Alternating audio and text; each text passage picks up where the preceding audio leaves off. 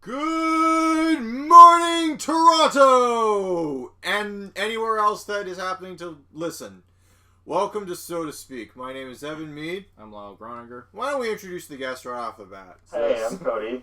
You may remember me from such podcasts as So to Speak and So to Speak. And I'm Josh. You may remember me from such episodes as The Simpsons Golden Age, the one after that, the Halloween one in between, the one after that, and the one where I talk about music for a long period of time. Yeah.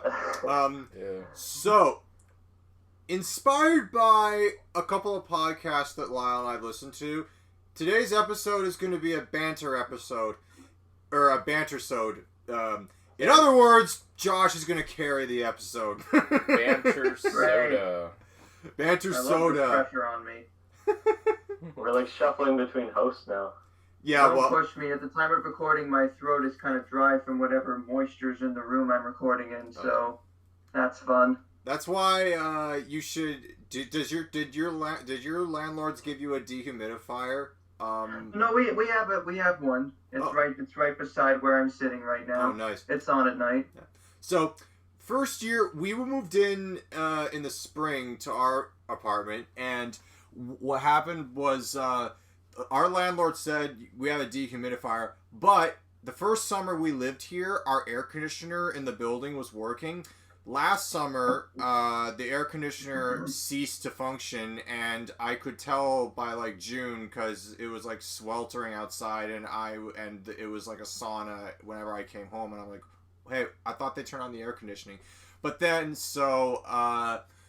basically, I called the landlord because the lack of air conditioning was causing, some minor mold in the apartment, but Lyle and I could clean most of it up, thank God. It was a pretty serious outbreak, actually. Oh. I had to disinfect my entire floor. Yeah. Wow, way to downplay. Yeah, no, but... Don't downplay. I had to, wash everything on my, coat rack that has all my clothes. There's also a hole in my wall, which, the landlord said he's happy to fix, but it says, you gotta use... The landlord yelled at us for not using a dehumidifier. I completely forgot we had one. It was in our storage room by the furnace the whole time. But the point is, I'm an idiot. So, I didn't think to look into, having a dehumidifier. But... Welcome to So to Speak. I'm an idiot. Yeah, pretty much. So... And my building is kind of a similar thing in that the AC is only on through the summer, essentially, and any periods of the year where it's suddenly unseasonably warm and then it cools back down, the thermostat in here just goes up. So it was sometimes be 24 when it's in the low 10s, and it was 26 yesterday when it was about 20. So we have to keep some fans around if we're going to be in the main area. It was seriously that warm yesterday? Yeah, it went up to 26, 27. Yeah, by the way, to prevent this podcast, we're talking right now, as of this recording, audience, it's early April 2021, and even though Groundhog Day predicted an early spring, everyone's acting like, oh, it's an unseasonably warm spring. I thought the groundhog, who, as we all know, is the Godfather, be-all, end-all predictor of the weather. Oh, God, now I'm just imagining, Punxsutawney Phil and Wyerton Willie, whichever iteration they're on, as, underground groundhog crime bosses. Yeah, don't you know groundhogs control the weather? Yeah, they're very mischievous that way. Yeah. But yeah, I can anyone, just for having something to talk about very briefly, I don't want to dwell too much on it, but does anyone off the top of your heads know the history of Groundhog Day? Either you talk about the holiday and then the movie by Harold Ramis, because that in and of itself has some history too. I don't know the history behind the actual holiday. I do know that I think it was based in Canada, if I'm not mistaken. Oh, that's interesting. Yeah, a lot of stuff that Americans think is American actually came from Canada and was originated in Canada. A good example is basketball.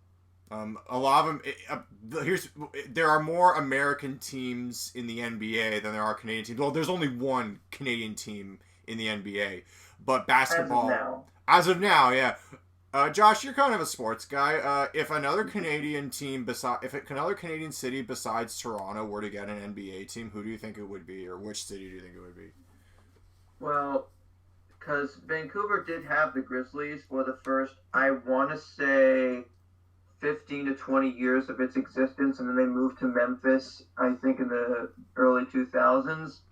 95 until around 2001, I think, was when I would say, though, in terms of other Canadian cities, because the Expos do not have their baseball team back, maybe the NBA would compromise and give them a basketball team.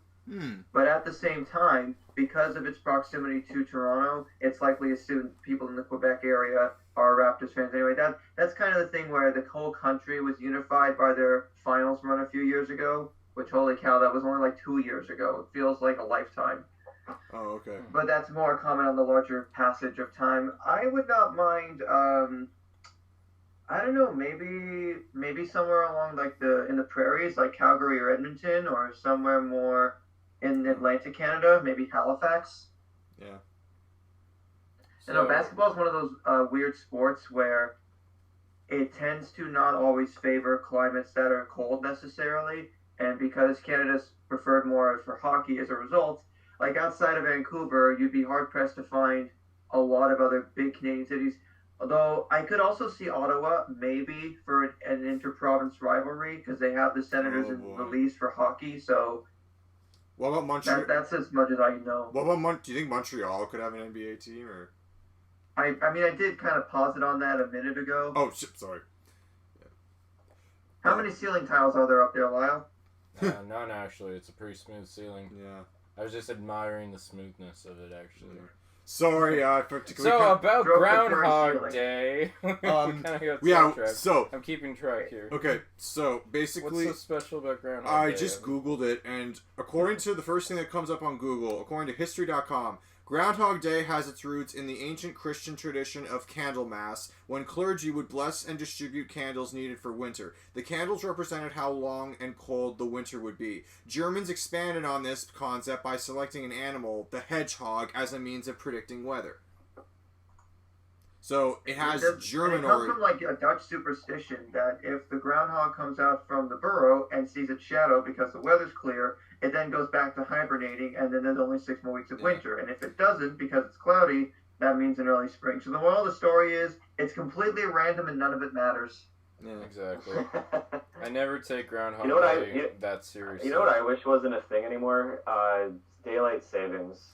I'm so sick of it. Daylight savings is weird. Consolidate it. There's been a conversation, talking about abolishing daylight savings. Not every American state uses daylight savings. I know this because when I went to visit my cousins in Indiana years ago, they were an hour behind us, despite the fact that Indiana is in Eastern Standard Time. But they were an hour behind. They were an hour behind us still. Oh, I'm okay with time zones. It's just when it comes to daylight savings, it gets a bit confusing because you get so adjusted to it for about 8 to 9 months, and then or not 8 to 9 months. It's more like 6 months, I would say. Yeah. But the whole reason why it happened was just because farmers wanted to like reset their clocks for their crops to be ready for the next season. But it kind of doesn't. I just think, why don't you just start earlier or start later? How come that has to affect the entire country? Yeah. Wow. I don't know. No, you're right. That is my opinion. But I get why, but I just don't know why it has to be like a national thing. It is rather redundant. Because you get so adjusted to it. Like, I mean, now it's like weird. Like, oh, the sun's gonna go down a little bit later on. Is that a good thing? Is that a bad thing? Because I get comfortable where the sun goes down around like 5 or 5:30. And that makes me think like, nice, it's evening time, I get to relax. But if it's still sunny out around like 8 at night, I just feel like I got stuff to do. Yeah. That's why I feel like people like have more energy in the summertime, and more of an ambitious in the summertime. But I personally love seeing. I don't know about you, Cody. I'm kind of the opposite of you. I love seeing the sun stay up past 9 o'clock in the evening, because that way, like, you know, I just like the long days. I don't know what it is about me. It just kind of not to say that, you know, I don't like dislike winter. I mean, that's fine too. It has its place. Wait, what are your favorite seasons? All you guys, round them up. Like, in order. I mean, the seasons that don't annoy me are fall and spring, because a temperature that is most comfortable. I'm with you on that. Spring and fall. They also have debatably the best holidays, because fall has my favorite holiday, Halloween. Mine too. Spring has Easter and 420. And to a lesser extent, Victoria Day in Canada. April Fools. Well, Arbor Day. Is that in the spring? Earth Day. Fall. Yeah. No, fall has Halloween and Thanksgiving. Oh, can't forget St. Patrick's Day. I always St. Patrick's Day. I kind of associate with the end of winter, beginning of spring, because sometimes I associate March as a winter month. Things do turn green. That's true. Yeah.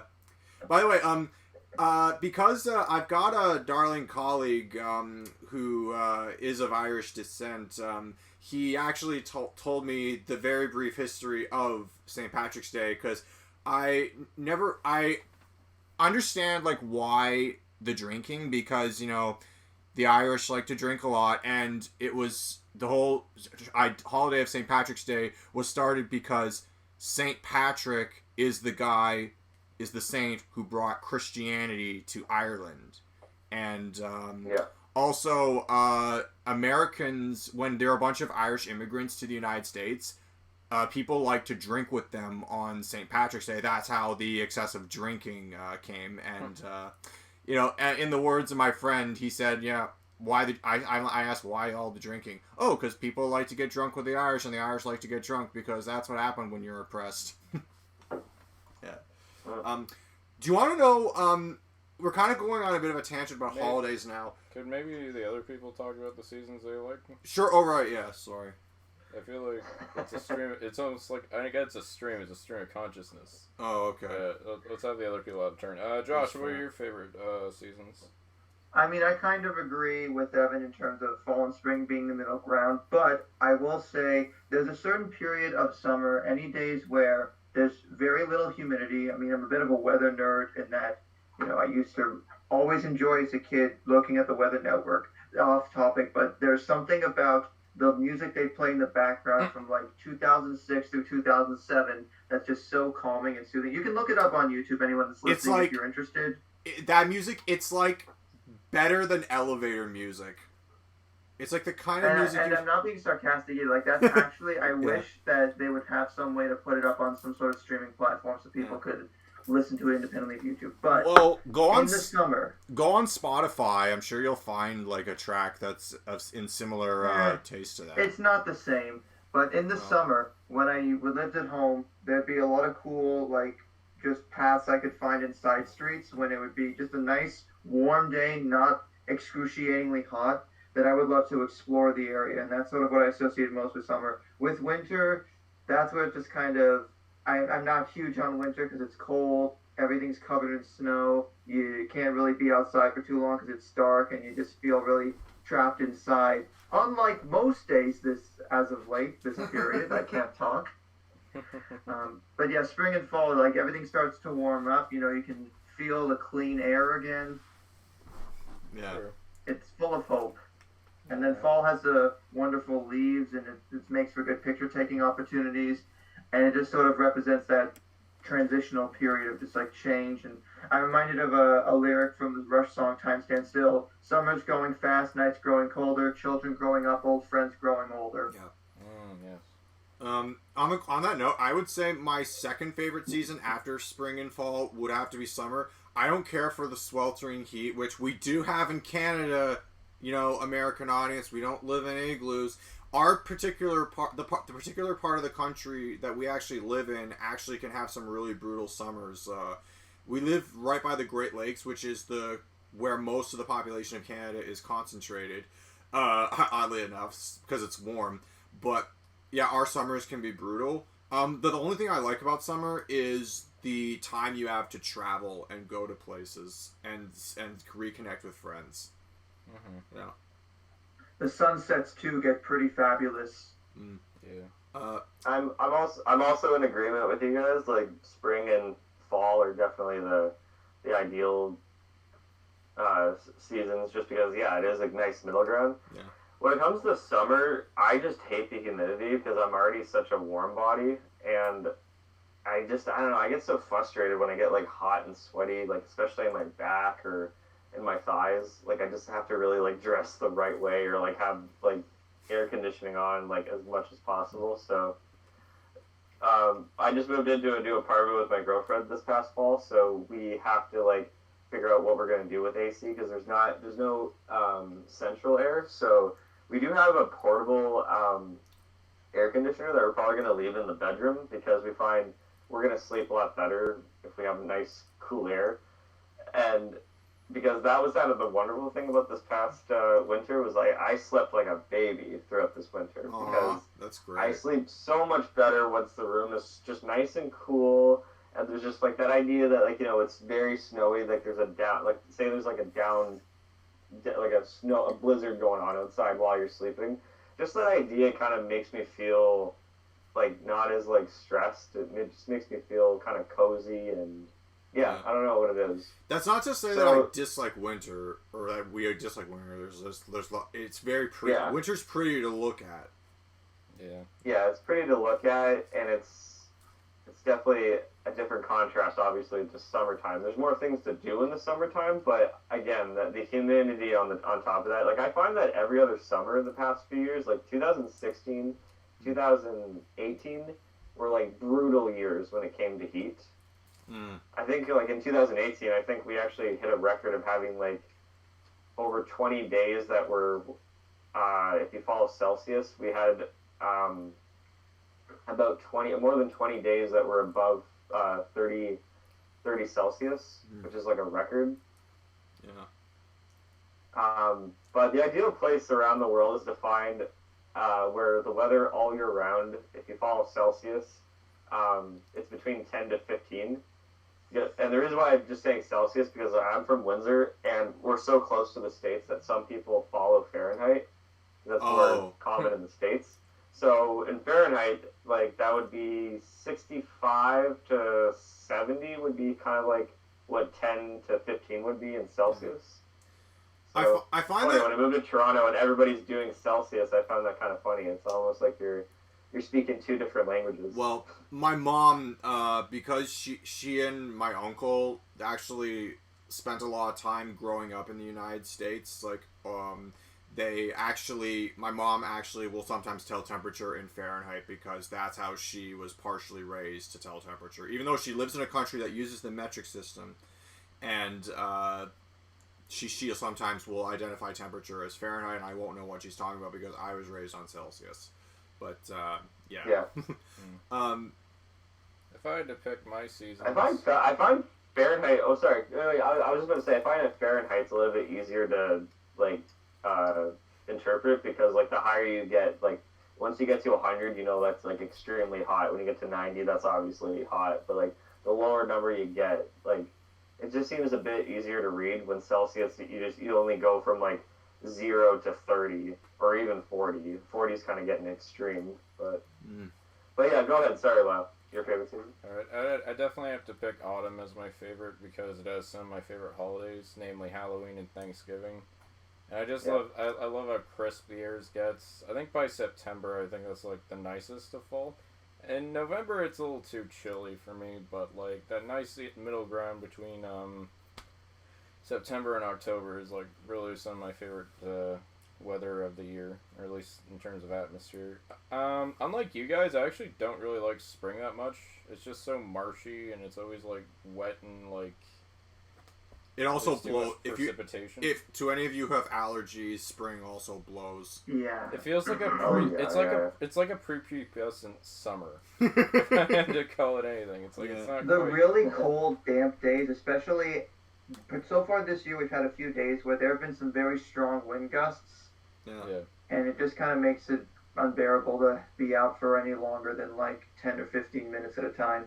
Yeah. I just find the weather in spring a little too temperamental, so I would probably actually pick summer below autumn just because it's kind of... I agree, I hate the heat, but like on a really nice summer day, it just feels really good to be alive when you're out and about with friends and stuff. Oh, yeah. It does feel good to be alive. Yeah. And then, like, if I had to say...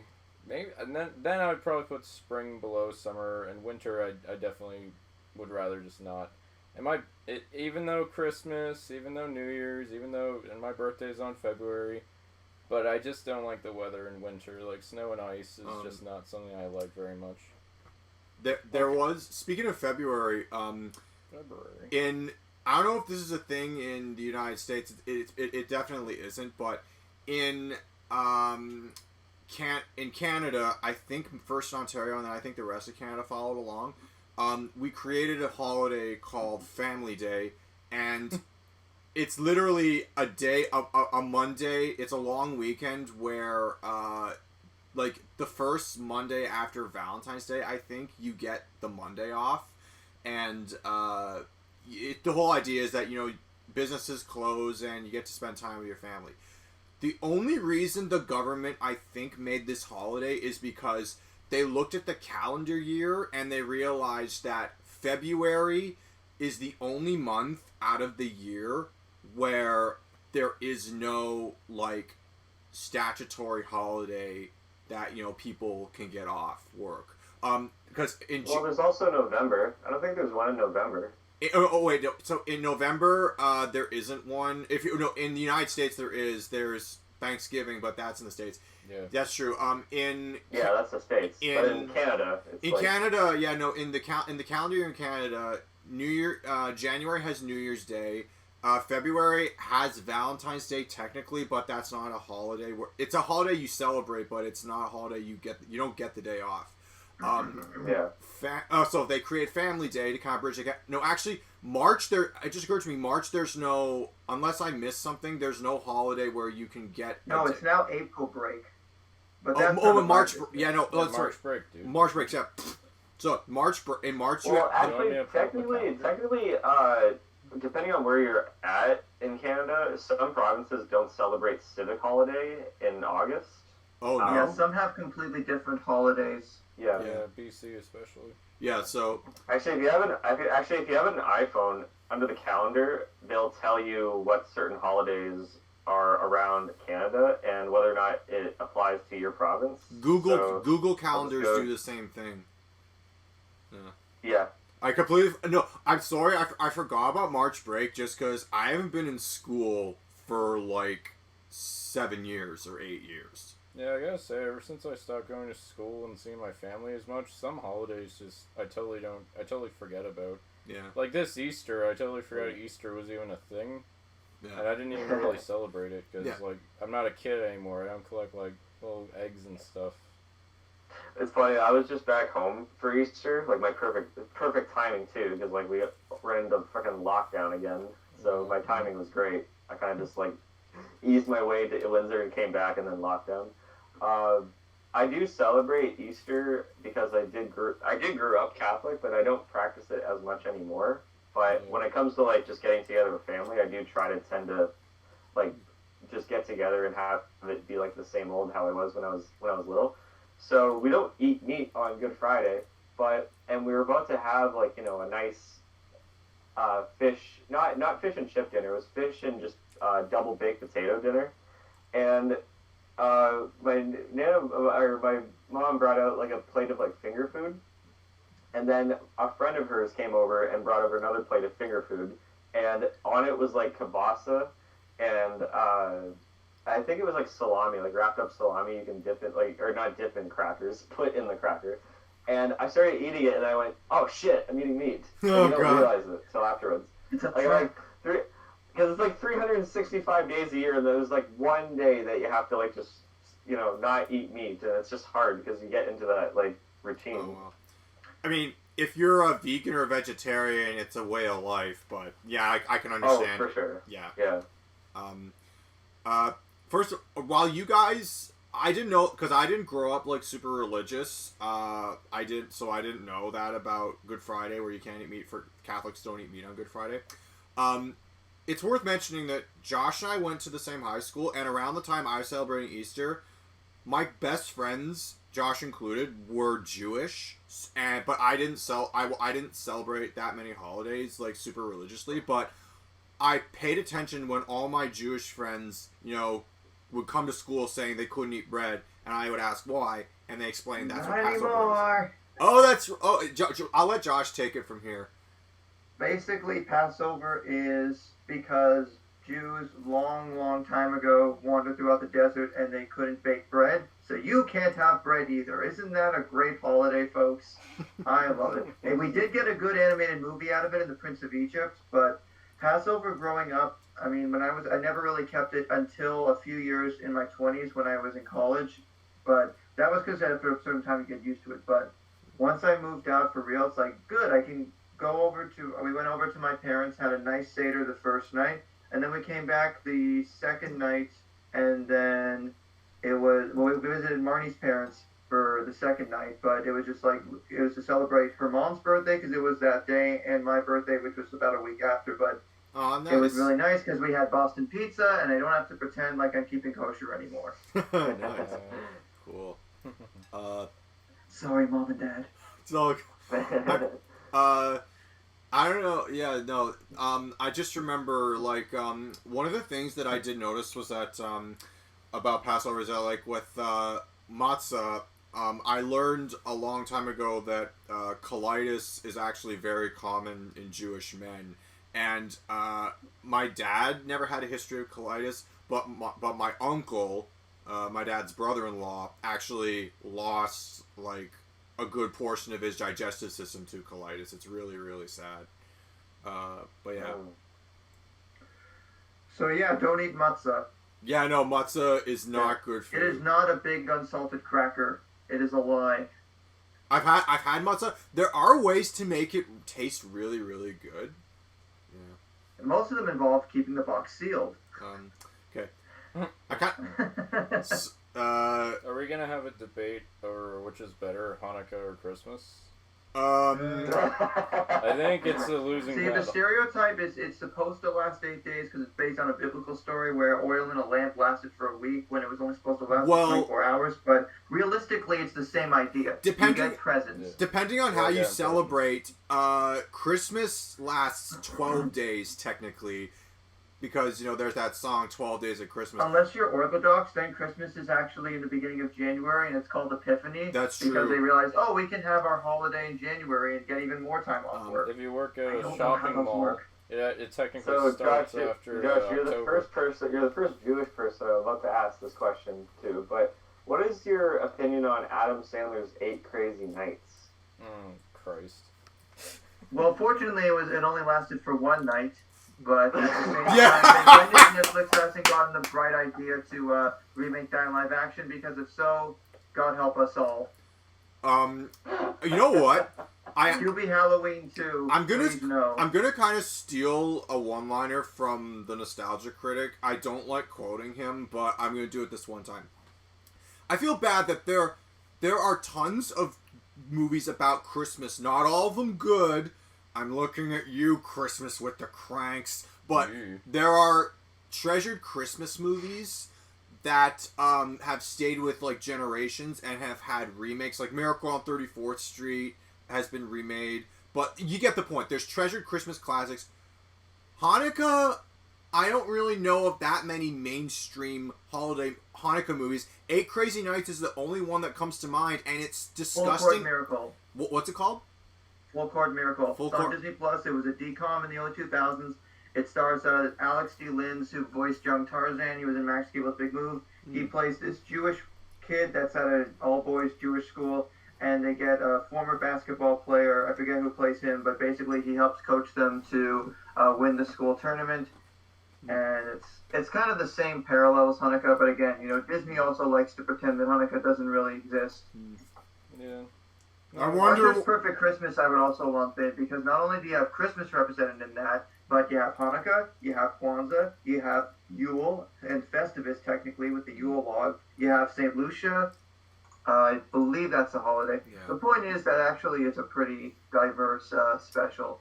I think there was a Rugrats episode. I know there's a Christmas Rugrats, episode. and Passover, they were underrated when it comes to representing holidays. Yeah, they were actually. They touched on like all the holidays, which is nice. Yeah. I was going to mention that one. Yeah, no, I just wanted to get your opinion on that. Yeah. Because I was thinking, because we're like, well, we have one night of Christmas, but then they have 8 nights, and I'm like, oh. Here's a question: how come you get nights. presents on somebody else's birthday instead of your own? It's like he's just that generous, I guess. Yeah. Just that generous. I think as the years go by, like this happen. I don't know if this happens to you guys. Do you just forget your own age?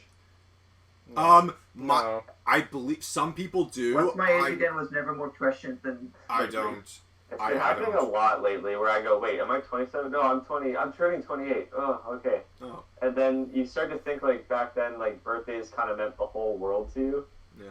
With like They tons still of kind gifts. of do somewhat, but I guess the impact's a little more lessened, especially once you live on your own, because after that time you don't see your family a lot, at least some of the extended family. So the celebrations tend to be more. But I guess you close the ranks a little bit. Yeah, a little low key. Well, my mom and I have this joke where, like, my mom and I have said, she's only allowed to forget my birthday 3 times in her entire life, and she has forgotten my birthday once. But it was a light forget.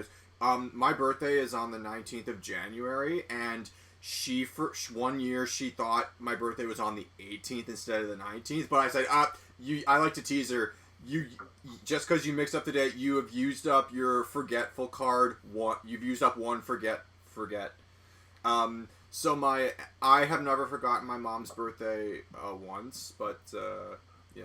I guess going back to your idea of like forgetting your age, I know to me it feels the same as like after New Year's Eve when it's like, oh yeah, it's no longer 2020. I gotta sign all my checks as 21 now, or I gotta sign the date as 21. And when after my birthday, it's like, oh, I'm no longer 25. I gotta remember I'm 26 now. It's like a mild adjustment period for me, at least. Yeah. Yeah, it's true.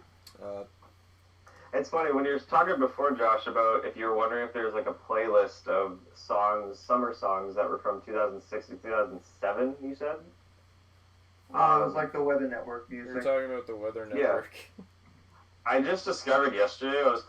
Veronica and I have been doing like some spring cleaning this past weekend, and I just threw on I made a random playlist of songs that we just like to listen to on like a playlist on Apple Music, and I didn't realize that this happens, but if you have your Wi-Fi on, after your playlist is done, songs that you don't even have downloaded just start playing randomly, and it's based on an algorithm figuring out your type of music. And I'm like, okay, first of all, that's fucking scary. Like, how do you know my taste? Because it was kind of funny. Like, the songs that I'm like, hey, I haven't heard this in a while. It popped in there just randomly. Or some new stuff. I'm like, hey, that's pretty good. But then all of a sudden I saw that there was another list on Apple Music, and it's based on this label, this record label called 4AD. Have you guys heard that? Mm-hmm. I don't think so. No. Yeah.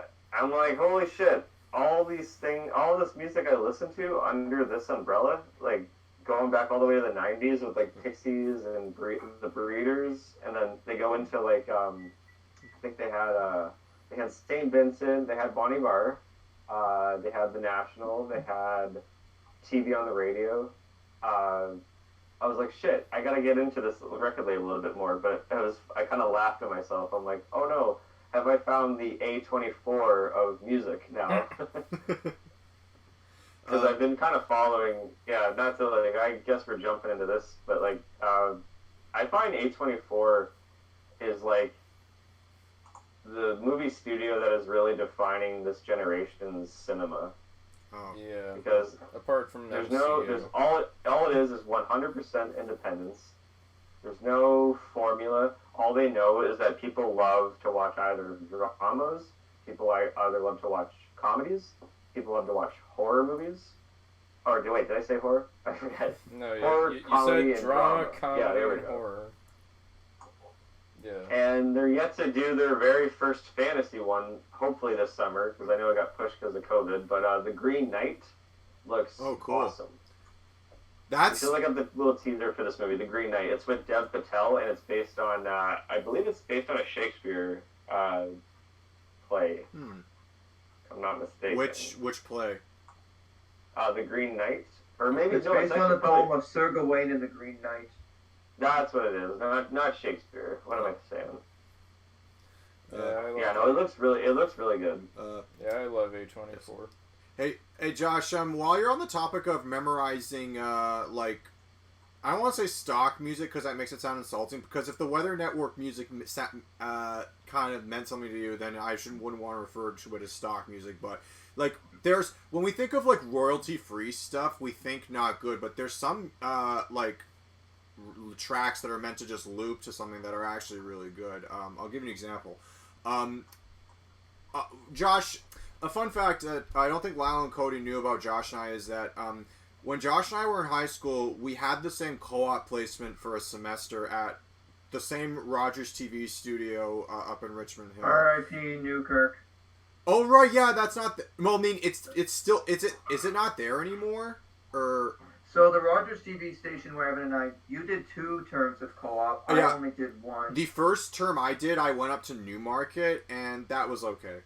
It was a bitch to get to, like, just in terms of travel, because I had to travel like 40 minutes, 2 towns over, 40 minutes, like three times a week. But yeah, we're bringing up some again. The year 2011 always tends to come up in every episode I'm ever on of this now lately.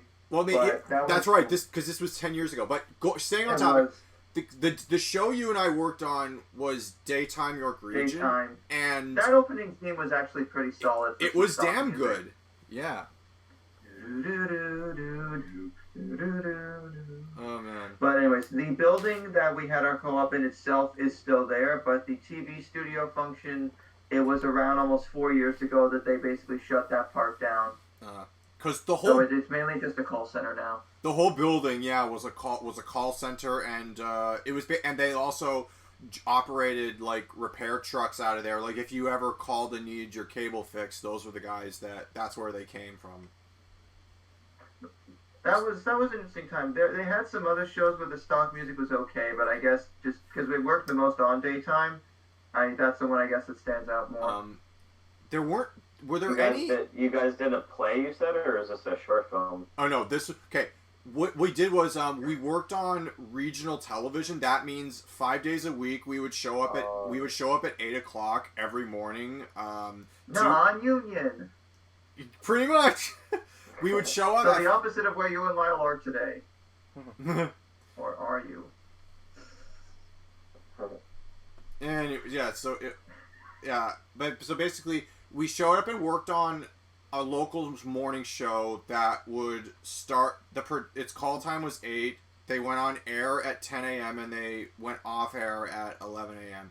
The show was really cool. My favorite part of the show was Fun Fact Fridays, where Jeff would essentially fire off fun facts, because I'm a sucker for pointless trivia, so I usually I believe one time I contributed like 10 fun facts to him, and I think he actually had me on the show to like fire off facts with him, because he would make it fun. Sometimes he would do facts with the guests, and I did go back on days when I had time, like when I was in film school or after high school, because they welcome you back as a volunteer even after your placement. I did that as well for a bit while I was in college. It was like late 2012 and early 2013. I came back a few times. I came back when they had a tiger on the show, and everyone in the building... You were not the king of this tiger, were you? Oh God, no. No, it was a local zoologist brought in a tiger, and it was very calm. Their fur is so soft. Yeah. Anyways, so Lyle's looking at the ceiling again. We should include him. You just made me remember something from grade 3 or 4. Yeah. We took a field trip, and when I was in Windsor, our class and I took a field trip to this, like, I don't even know if it was like a pet store, but it was like some reptile store. Reptilia? A friend of ours from school, his dad owned this place. And, some like reptile place where they had a bunch of like newts and stuff. And, we go into the back, and I remember all of us sitting up onto like these benches, like up high, kind of like when you like climb up on this platform to get your coats back in grade school. We're all like sitting up really high, and then we're about like 6 feet down from like where the floor was at, and our friend's dad brings out like this fucking 20-foot anaconda. Like, it was huge. It was like the hugest thing we've ever seen, and I feel like I've never developed a fear of snakes because I was sort of like I knew I was safe, but I was always so like, wow, I'm not scared because I know that this thing is tame. There's nothing venomous about it if it gets unleashed. And the funny thing is, when one of them asked, like, does it have a name? And it's like, yeah, we actually named it Jaws because it has a certain amount of, like, I forget what it is, like some teeth. He went on facts about its teeth and why it's specifically called Jaws. And I looked over, and my teacher just whispers to me, like, she kind of, like, points at me. She's like, you like Jaws. Because she knew that was, like, probably one of my favorite movies back then. Yeah. I was like, yay, my teachers knew my taste in new movies back then. Yeah. Wow. How old were you when you saw Jaws? I was probably 7 or 8. Oh, wow. Yeah, I was pretty young. Yeah. It's funny, I remember, like, I caught, like, the second half of that movie on TV once, and I knew about Jaws. Like, I knew that, like, this was a shark movie. I knew about the famous poster and all that. But, I saw the second half of it on TV once, and, once it got up to, like, when Hooper, Richard Dreyfuss's character goes into the cage, and he starts getting attacked by the shark, I just remember I had to shut it off because I was getting a little scared from it. But it wasn't until one of my mom's friends, she lived next to a video store, and it wasn't the Top Gun video store or like any chain. It was just like a local, very local video store, and it was like $1 for a night for all these movies. I remember I rented all 4 Jaws movies from this place because I think we were staying over there. They were having like some, I don't know if it was I think it was a baby shower actually. Oh. And I remember watching Jaws, and I was like, fuck, this is like, I just remember loving movies even more after watching it. It was like another profound kind of like love for cinema where I didn't remember, like, I know that Jurassic Park I mentioned was a big influence. Titanic was another big influence. Oh, yeah? Jaws became another big influence, and it was so funny that the whole scene when they're like getting ready to like shoot the shark and they have to like get the barrels ready and all that, like just the ramping up and then how it kind of slows down once they stop chasing the shark. I just remember rewinding that scene over and over and over again because I felt like, oh my god, this is so enticing. This is like movie making. Oh my god. Like, I literally kept rewinding that whole scene. That I wasn't even done the movie yet. Wow. Yeah. And then watching Jaws 2, 3, and 4, fuck, did that weekend get worse and worse and more miserable. Lord. Yeah. Like, the second one's okay, I guess. it was... What's the second one about? The second one is basically just a repeat of the first one, but it feels like a teen slasher by the end of it, where it's just a bunch of teens stranded in the ocean, and they're all just getting picked off one by one. Yeah. It's like the mayor of the Amity is once again, neglecting Roy Scheider. It's like, did you not learn from the first movie? It's like, it's so stupid. Yeah. Well, how many fucking... Jaws 3 has, like, some of the worst effects of all time. And I noticed something was off about it. It's like everything is, like, so in the forefront like this. I'm like, why is it like this? I'm like, oh, right, we don't have any 3D glasses. Like, what the fuck? Yeah. That's when it occurred to filmmakers that you could make something in 3D, like, it became the biggest gimmick. And, okay, this is going to sound cheesy, but... Josh and I kind of grew up with the Spy Kids franchise, and in the summer of 2003, the third Spy Kids movie came out in 3D. Think about this. I saw that. I saw that in theaters, and I said, I'm never seeing a 3D movie ever again, because my eyes are fucking hurting. Yeah, well, they sold it like it was going to be the coolest thing ever. When I was a We were kid. still in the era of red and blue glasses as opposed to like the clearer ones. Yeah, the red. It wasn't until 6 years later when certain blue people came on screen where I went, oh, okay, never mind. 3D is something kind of special now. Oh, I do feel this sense of nostalgia when I see the red and blue glasses. There's something so kitsch about it. I remember when like Spy Kids 3D. Like there were two movies in my childhood that I can remember being super hyped for. There was Spy Kids 3D and The Incredibles. Wow, polar opposites. Guess which one still holds up? Wait, which one? Sorry, which one's alive? Spy Kids 3D and The Incredibles. So which one held up? And both of them had sequels years later. Guess which one held up? Neither. Incredibles. Good question. They're both okay. Spy Kids. No, that's a lie. Okay. I'd rather watch Incredibles 2 than the god awful Spy. I heard that all the time. I heard that 3D would age bad. They said hold our soda, and they made a 4D one. Yeah, it was Smell-O-Vision or whatever. What the hell? Like I mean, at the same time, it gave us Rowan Blanchard, who would later go on to do Girl Meets World and The Goldbergs and Snowpiercer now. So she got better. Yeah.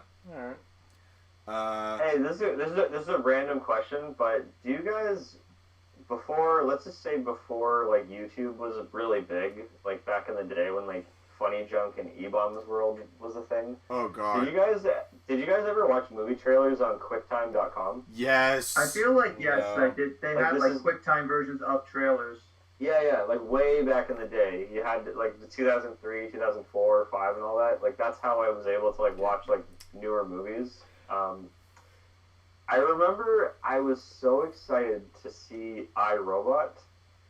Nice. I remember watching the trailers over and over again, and anytime they released like even just a clip of the movie, I would get excited. It just looked like such a cool looking movie, and I think that was the very first time ever experiencing disappointment.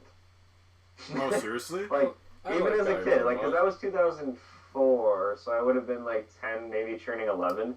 And you don't even know what disappointment is at such a young age, or you don't even want to say you were disappointed because you were looking forward to something. But like when something doesn't feel right after you see the movie and you don't feel like to see it again, you're like, something's off. Like why did this underwhelm me? And it took me years to like, figure out why. And it was just the fact that like the whole movie is just very miscast, and it's kind of a lackluster mystery. Well, it was. I don't know. I don't know why that jumped to mind, but like that kind of was like a big milestone of like disappointment. Just going back to your whole note on, watching QuickTime trailers. I guess I'm kind of a strange kid in that the average friend that I had was using the internet at 8 years old. Yeah, no, as crazy as that sounds, like I remember my best friend in second grade had email, and I learned what email was from him. So basically, I wasn't allowed to use the internet until I was 10. I didn't have an email address until I was 12, and I didn't have my own laptop until I was 15.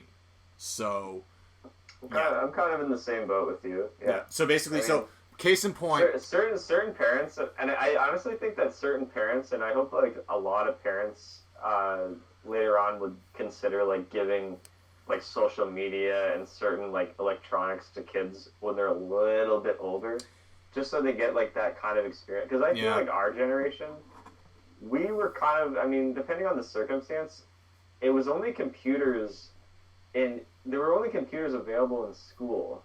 Yeah.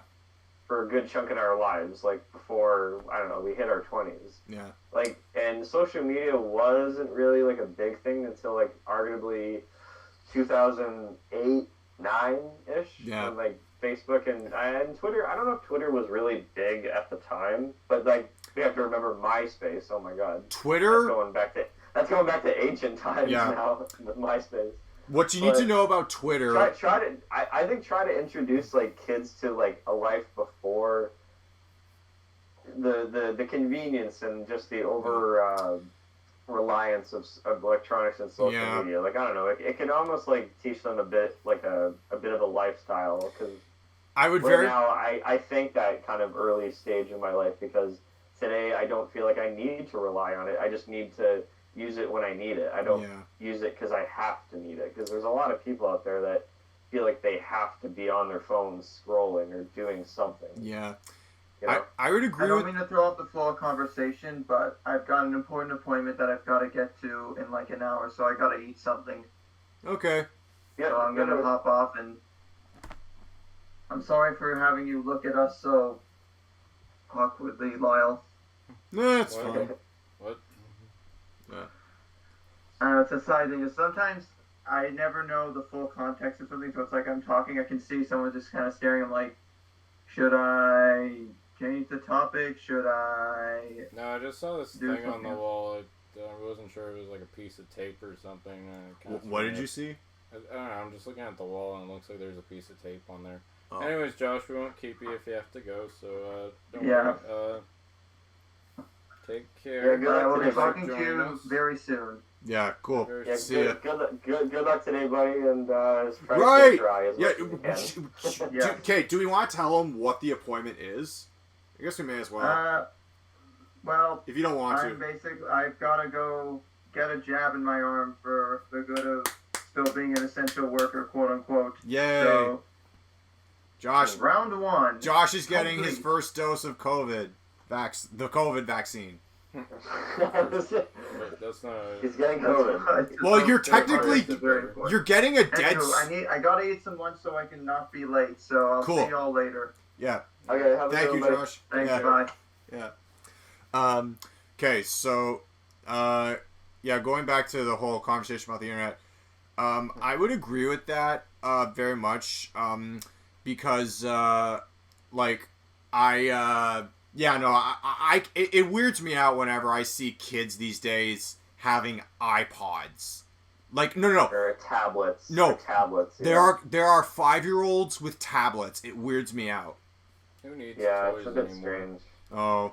Well, Who needs toys anymore? And you wonder why Toys R Us in the United States tanked.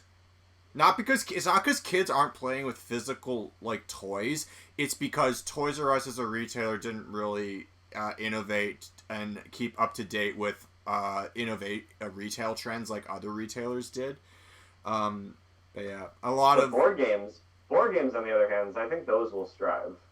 No, those are good. No, I feel like those have had a resurgence as of late. Thanks to kids in their thanks to people in their 20s who go to cafes to play them, they're coming back. Yeah. And just being at home, a lot of people at home now, so. Oh, that is very true. Yeah. I agree with that very much about the whole internet. What's your history with discovery of the internet? Because without getting too personal, since we're on the topic of internet milestones, the first time I ever watched porn was when I was 13. So I think that's the perfect age. I don't mean to get too. I mean, it's a funny story. This is actually a funny story I want to bring up, but sure. I mean, I don't even care if it's if I find it too personal. It's actually a funny story that's going to make you guys laugh. Go ahead. Do you want to know the very first thing that I ever touched myself to? What was it? It was the sex scene from the Terminator. The first Terminator. Yeah, it's the only movie. I'm not kidding. I'm dead serious, and it wasn't even it was on the internet too. I don't know why it had to be that one. That's a good one. Talk about as tame as you can get. Oh my god, because that's just a passionate lovemaking scene. Yeah. And the hands squeezed together, it symbolizes the orgasm. Oh god. I think my first sex scene that I enjoyed, back in the day, was the one in Monsters Ball. And I know it's not Make me feel good. I want to feel good. Make me feel good. I don't know the full context, so I know it's probably not as sexy as it is. But, I just like seeing Halle Berry nude. I am a simple man. And I feel bad because I haven't seen that movie, but I've seen that scene because it was referenced so much in Chappelle's show. Oh. Yeah.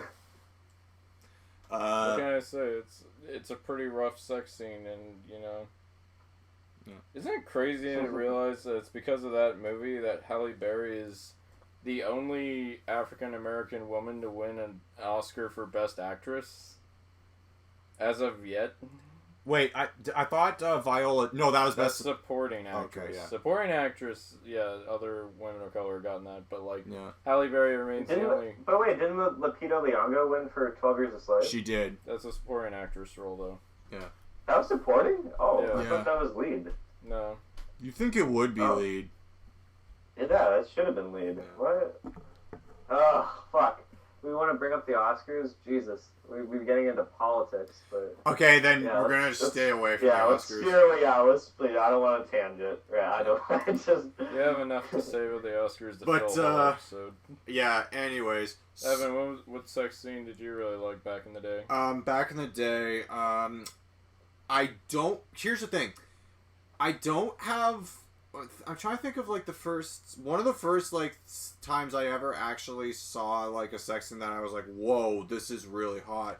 I watched it out of context, but, my dad had a cable package that had, like, a lot of the Showcase channels on, so one night on Showcase Action, I think the third Highlander movie was on, and there was a really hot sex scene in that. My memory with, like, the first sex scene that I ever, got into and touched myself to is pretty vague. However, I remember the first movie I watched after I lost my virginity. My partner and I, we watched, The Talented Mr. Ripley on the night I lost my virginity. I haven't seen that yet. Is that good? It's pretty good. Yeah, it is pretty... You saw it for the first time with me, like, about a year and a half ago. Yeah. Is that the movie where... maybe I'm getting it mixed up with something else, but is that the movie where people paid to see it in theaters back then just to watch the trailer for Phantom Menace? No, you're thinking of... it's a Brad Pitt movie you're thinking of. Oh, Meet Joe Black. Meet Joe Black. Yes, that's the name of it. Yeah. I always get those two mixed up. Also, for some reason. I don't know why. They're not similar at all. Also, yeah. I know. I don't know why. But you know what? Going back to the whole, yeah, I know. So, no, that's not it. Have you read, not watched the movie, but read the book, The Disaster Artist? I haven't read it, but I know friends that have read the novel, and it's funny, when my friend Pat, who, like, he loves The Room and he loves the book, The Disaster Artist, when he saw the movie, I don't know if it was just, he probably was just so excited that he just kind of got let down a bit by the movie, because he felt like the movie didn't go as much into the book as it should have. It kind of just took a very nice, like, safe, like, like a broad approach to what, like, the book was about. Yeah. Because apparently there's stuff that was completely cut out, or he found it funny how, like, at the end of the movie, for spoilers, who hasn't seen it yet,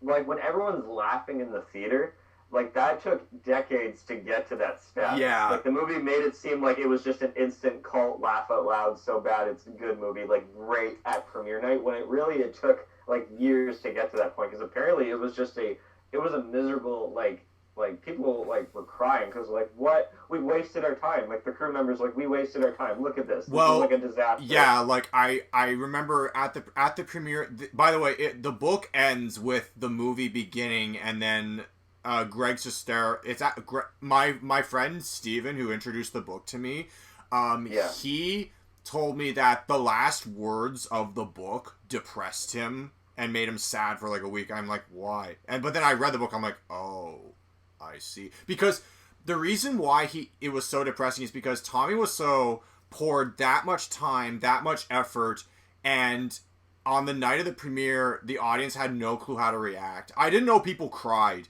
but if I can picture people crying, I can see Juliette Danielle, who played Lisa, crying. I can possibly see the actress who played Claudette crying. No.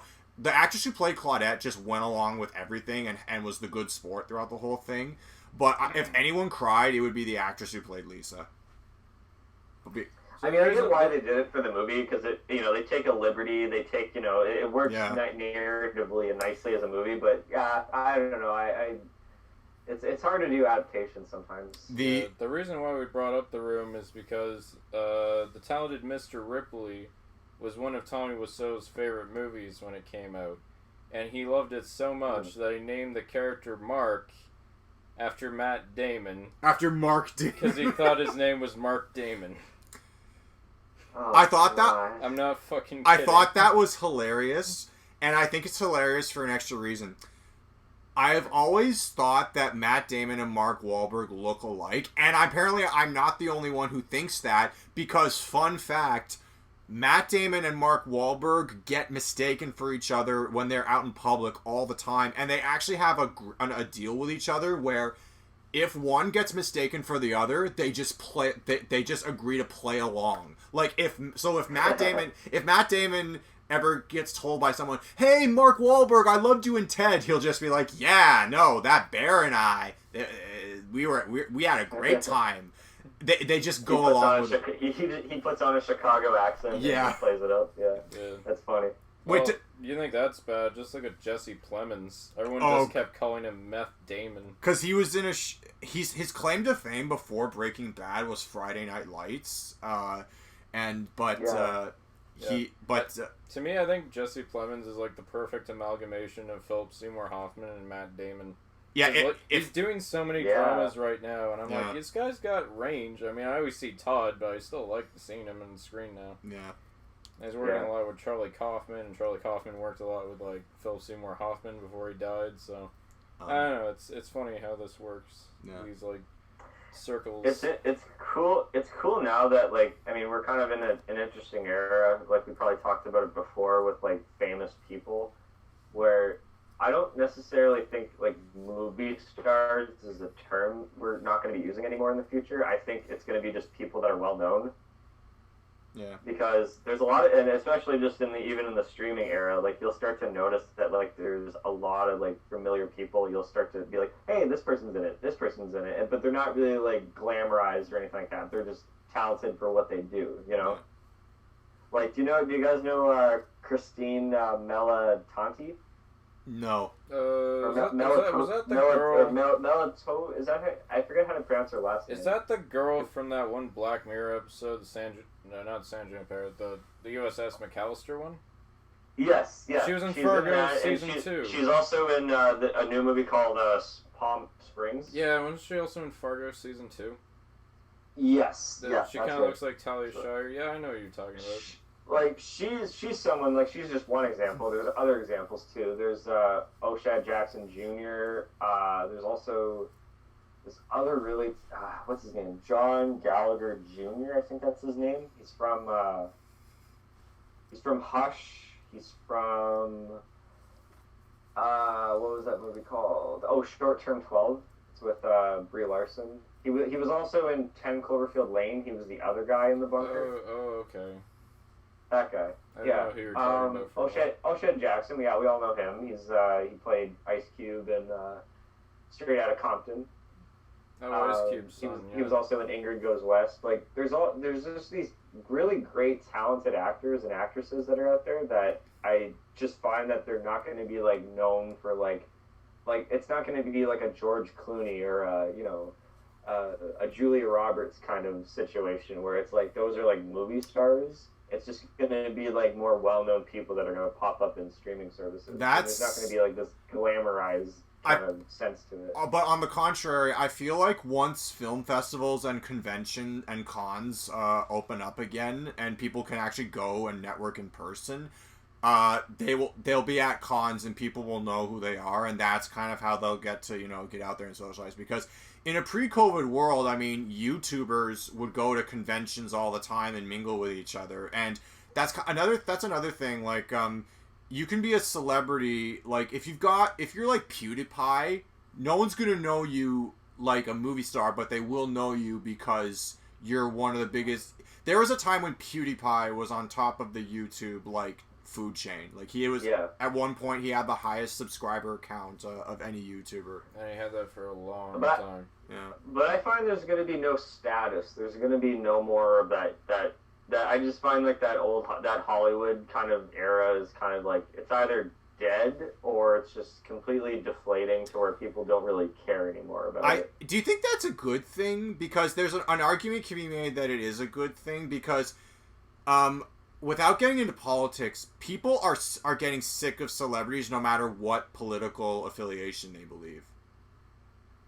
Well, yeah. I mean, it's hard to imagine, like Tom Cruise in an indie movie as a supporting actor. Like that to me is hard to imagine. Like, well, he's like one of the last few people that I can, like, from Hollywood that I'm like, they just want to go far and beyond and still try to do the blockbusters, the A-lister kind of. Well, you remember that one thing when like Gal Gadot and a whole bunch of celebrities started singing like the Imagine thing? Yeah. During COVID. Oh Jesus! And that got a ton of flack. Everybody hated it because it felt so patronizing and condescending. And it's like, you guys are rich.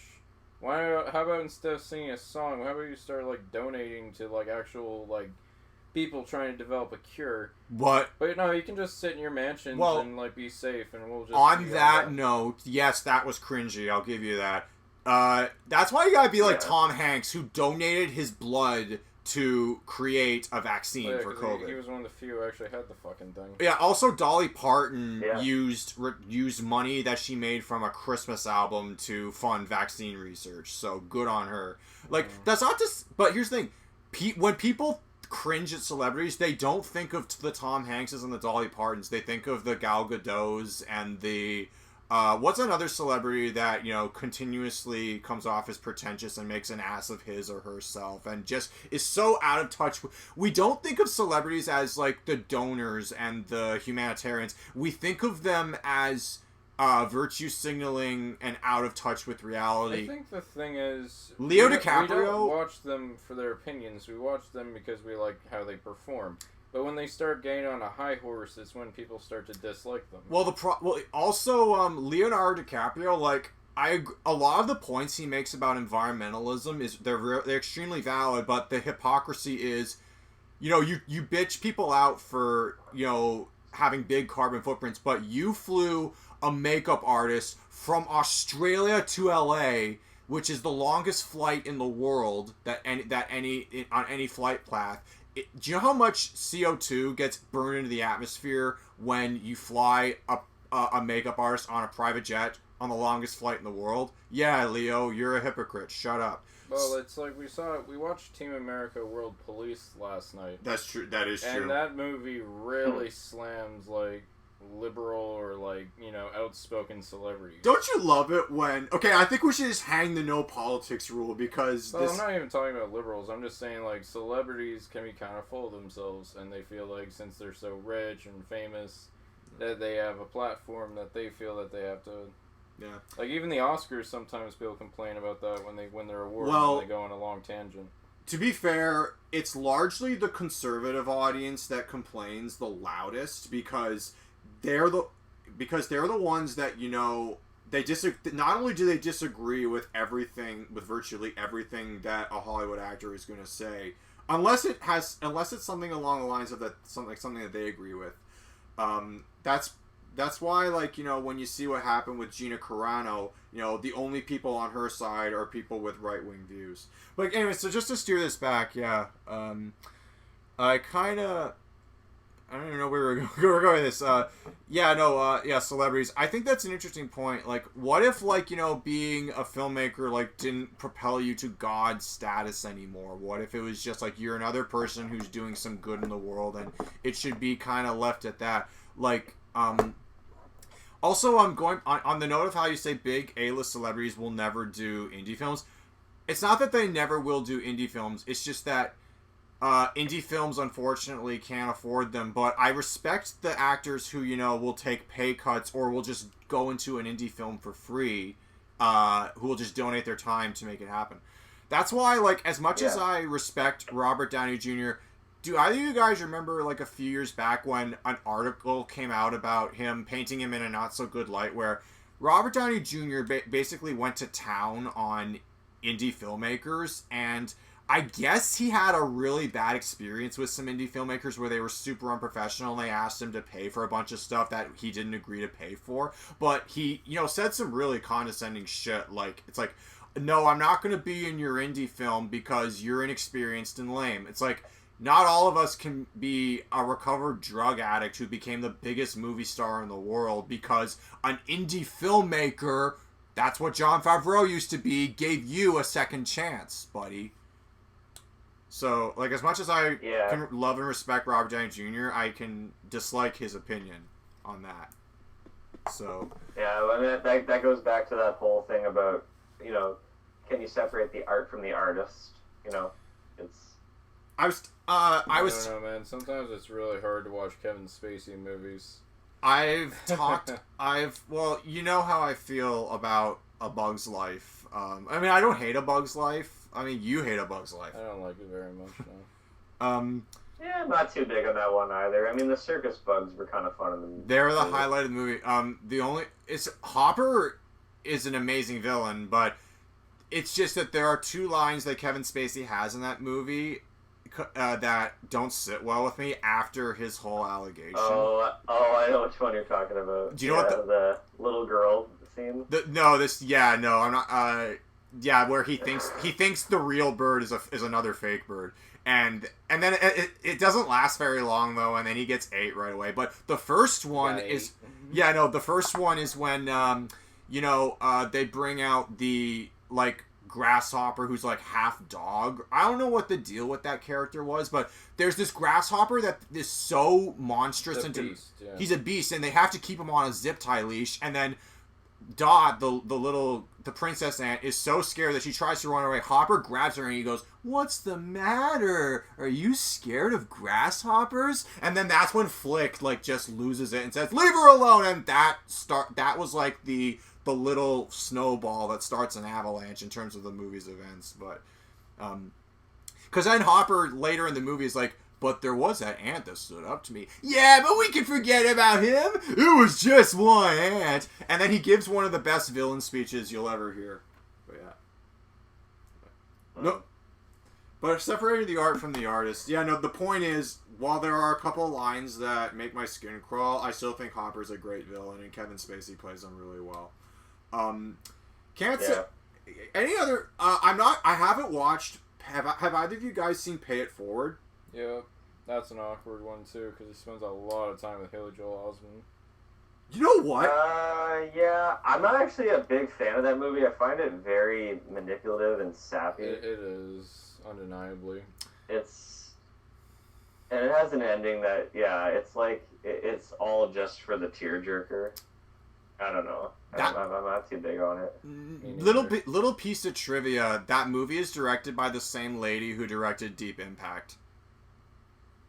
Cool. Yeah, she directed. Well, Deep Impact's a better movie than that. But. Yeah. But when I think of art versus artists in terms of musicians, I think the two that come to mind most for me are Guns N' Roses and Oasis. Oh, okay. Oh god, yeah, Axl Rose. What a monster. Axl Rose is such a dickhead. He has such an ego. Yeah. He rubs everyone's shoulders the wrong way. He has to have it. He's like a diva basically, in rock history. Yeah. He'll straight up cancel shows if he doesn't feel it, or if he just gets annoyed on the stage. Wow. You saw one guy take out a camcorder during the show, he was in the front. And he just fucking leaps off stage and attacks the guy. It's like, "Alright, fuck the lame-ass security. I'm going home." Smash the microphone. Well, even his own, commitment to the band and his talent has also diminished through time. Have you seen the way he sings on stage throughout the past, 10 years? He looks pretty rough now, yeah. Okay, do you guys know Miles Kennedy, by any chance? No. Who's Miles Kennedy? Miles Kennedy is the singer from. He's mainly known for being the singer from Alter Bridge, and he's actually a very talented singer. But he's actually went on to do his own solo stuff, actually collaborating with Slash, and he's done much better much better covers of Guns N' Roses songs than Axl has in the past 10 years. Yeah. Look up Miles Kennedy and Slash doing a cover of "Sweet Old Child of Mine," and then go to a live performance of just Axl Rose singing, and you're like, what the fuck happened to this guy? Yeah, no, I feel like he has a lot of baggage, and I'm sorry to hear that, but like, yeah, there's a lot of times, like I remember like he even had like a really awful spat with Kurt Cobain. Because he had this stupid fucking idea. It's like, oh, Kurt, we're some of the biggest bands in the 90s. Let's have a mega concert with Nirvana, Guns N' Roses, and Metallica. And Kurt Cobain was like, no, that's a stupid idea. None of that works. Tonally, that Metallica and Guns N' Roses makes sense, but Nirvana in that mix, no. Yeah, because Metallica's heavy metal, Guns N' Roses is like glam rock, hard rock, whatever, and then Nirvana is like alternative rock, grunge, punk. Like, none it wouldn't work. Yeah. Yes, but and then after Kurt said, I'll just finish it off. After Kurt said no, you know what Axl did? He was like, "Yeah, will you ever keep that wife of yours in line?" Oh shit! Kurt really hated that. Like, why, dude? Stay at. Leave people's partners out of it, man. Yeah, seriously. Axl Rose, he's unprofessional to me. Much like the guys from Oasis, like the brothers. Another example that you have brought to my attention is I didn't know this for a long time, but I just found out in the past year that Gene Simmons of Kiss is actually a huge douche. And when I heard what he said, I actually kind of agree. Yeah. Well. Apparently he said something along the lines of like people with mental illness should just kill themselves rather than like try to get better. Yeah, you said that.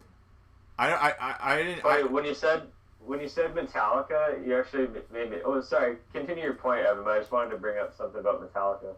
It's that. Well, my point was like, you know, did he like? Do you know what happened? Like, do you think maybe, like, you know, Gene Simmons had someone in his life who committed suicide and was just like, you know, that's it. There's no hope for people with mental problems because they're just gonna kill themselves or whatever.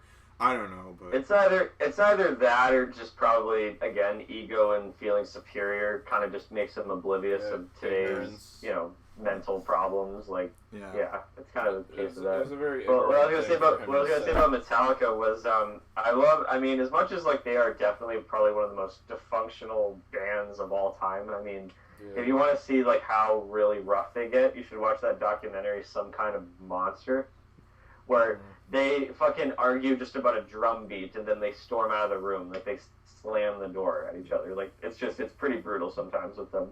But one song in particular that they flat out hate, that they regret, and a lot of Metallica fans hate it as well, is off of their Ride the Lightning album, Escape. Okay, I haven't heard that one, so... So apparently this is a song that they just filled in as just filler, just because the record producers were just gouging at them to fit at a certain time limit. And they just phoned in that song, and they hate that song so much. And now even, like, I mean, Ride the Lightning is, like, a classic album, but, like, people will say, like, that song sucks. And there was one live performance where they were doing, like, an anniversary of the album. They were playing the whole album from track 1 to the last track. And they get to Escape, and you can tell they're just kind of, like, foaming in. And then finally, James Hetfield just stops playing, and he's just like, all right, can we all agree that we just want to skip this song? And the whole crowd just started cheering louder, and they're like, there we go, okay, yeah. Like, they're just like, fuck it, like, we don't care about this. Wow. I love how honest they are about that.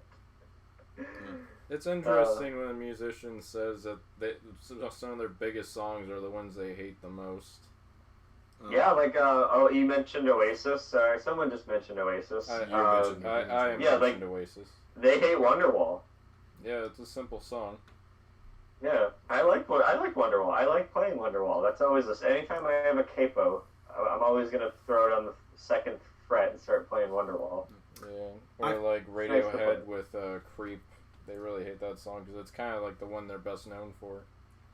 Doesn't Nirvana have the same grievance with Smells Like Teen Spirit? Yeah, Kurt got pretty tired. Well, they didn't expect it to be so huge. Like Kurt even Beastie Boys with Fight for Your Right to Party. That was apparently supposed to be like just a parody of the frat boy mentality, but then the frat boys stole that song and made it an anthem, and they're like, well, we kind of failed with our intention on releasing that song. I don't know if I don't know what Black Sabbath's opinion on Paranoid is, but apparently they didn't expect Paranoid to be a mega hit. It was a filler track. Yeah, they were like, well, it shows too. It's just like a dun dun dun dun dun dun dun dun dun dun dun dun dun dun. Like, okay, there we go. Pack out the album, just put it in a filler song, and then they're like, oh shit, this is like a classic album, song now. Yeah. So, yeah, that's kind of funny. When you take yourself less seriously, you come out with better art. Well, it's what's the phrase? It's like. Simplicity through necessity often makes the best things, or something like that.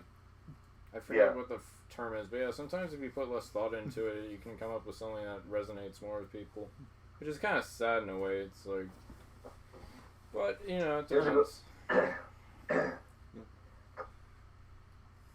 Here's a question. Yeah. What are your guys' favorite films from the past decade in the 2010s? The 2010s? My favorite 2010s. Oh, that's... I made a post about this. I'm going to see if I can find it, but I did write a post about, what I thought my favorite movies from the decade were. I had one for each year. And on Letterboxd, I picked, my 10 favorites of the decade as okay, well. So I'm going to just do a lightning round right now. So... There are 3 Okay, so my favorite movie from 2010 was The Social Network. I did this. I said, I'm going to name 3 movies I loved from this decade. One of them was my favorite, but 2 of them I recommend anyone see before they die. In 2010, my favorite from the year was The Social Network. Movies 3 that I would recommend people see before they die that from 2010 were Black Swan, The Town, and Scott Pilgrim. In 2011, my personal favorite film was Limitless. 3 I would recommend seeing before you die from that year are Super 8, Crazy Stupid Love, and Unknown. 2012, my personal favorite film was The Avengers. That's the reason why, I know that sounds like a cliche choice, but The Avengers I had more fun in a movie theater watching The Avengers than I had with any other movie in what had to have been 4 or 5 years. That's how big a deal it was. Yeah. So for that reason, The Avengers was my favorite 2012 movie. Movies that from that year I recommend are Django. I almost said Django. Django Unchained. The Silent Hillbilly Boy.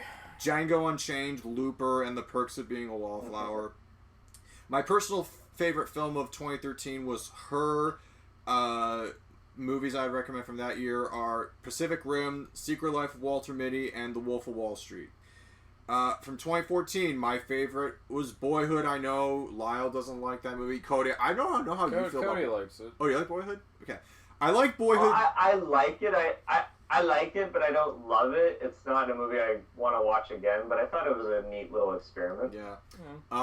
Did you forget how long the movie was when you were in it? Because I saw that on a date, actually, and I actually kind of lost track of the time because I'm like, wow, I'm liking the story. The length didn't really bother me that much. It was just one part near the end where I felt like there was literally one part where I felt like this was the ending, but I'm like, oh shit, it's still going. And now I'm like, okay, now it kind of feels its length. But then it just kind of ended right away. So I was kind of like, when he drove okay, what off was the to point of having college? that? Because it was at a point where he's driving away, and I was like, oh, he's become an adult now. Maybe he'll make, Manhood one day, like a sequel. Oh, God. I'm like, it keeps going, and it kind of just keeps going while he's in school, and he meets the girl, and they're kind of just at the end there with each other, and I'm kind of like, okay, just decides to end there. I don't know. It just kind of felt like, why end there? That's Richard Linklater for you. 2 fun facts, and then I'll move on about Boyhood. Richard Linklater, for years, he called the project 12 years, because that's how long it took to film the whole movie. It took 12 years to make!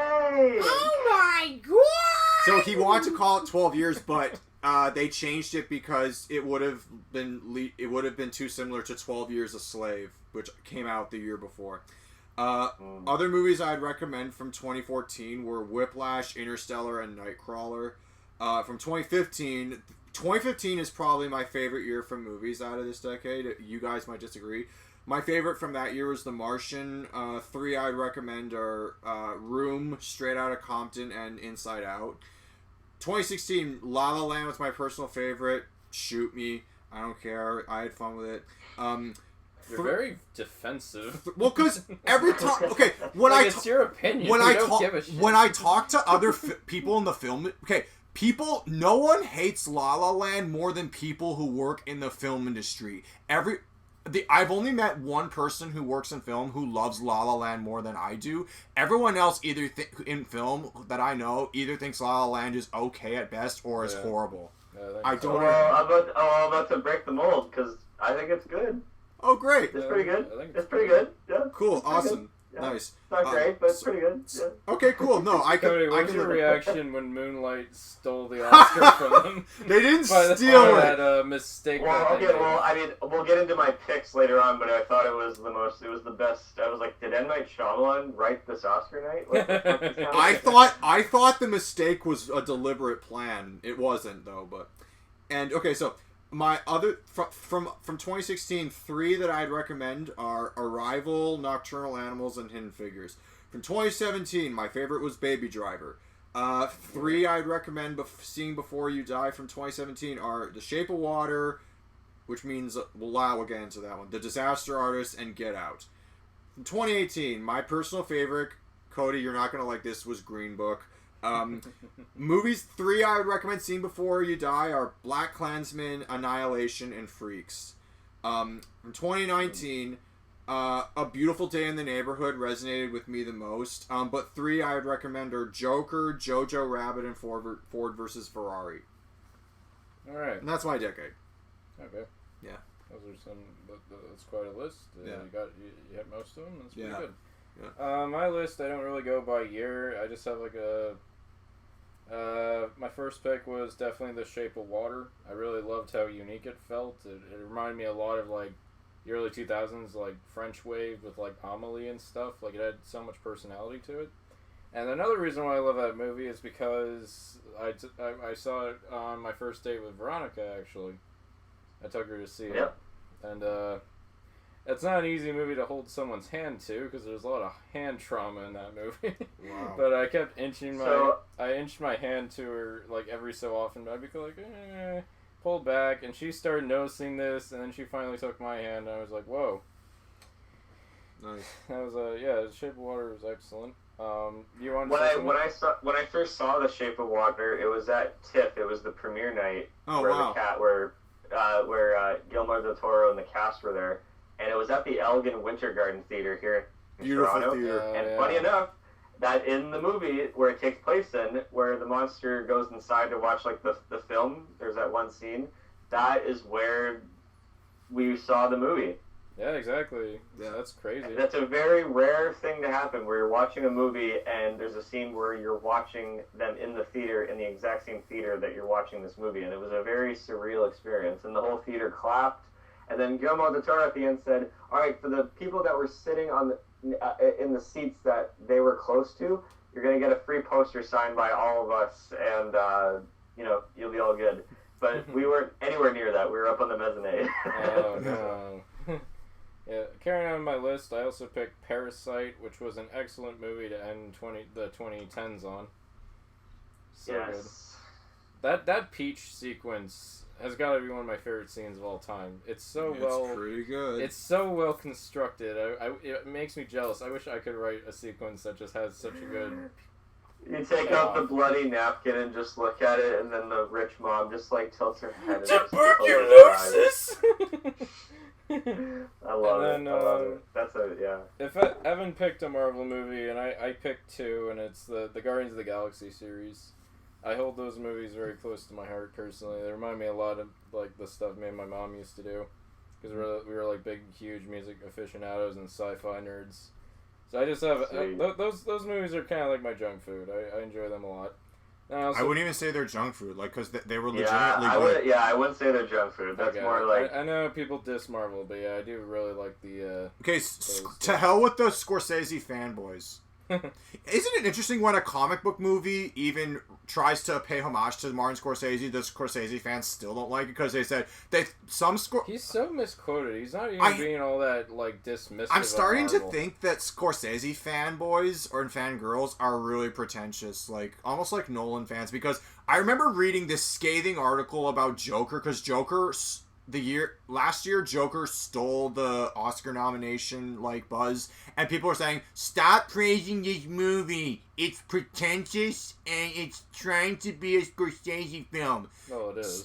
Stop praising it because it's not doing justice to mental health." Like, can you shut up and just enjoy it for what it is? I liked it. When you guys are both on your list, I actually have a lot to say about Joker. Next on my list is Wolf of Wall Street, speaking of Marty. Oh, yeah. I like that one. I don't feel the length with that one, and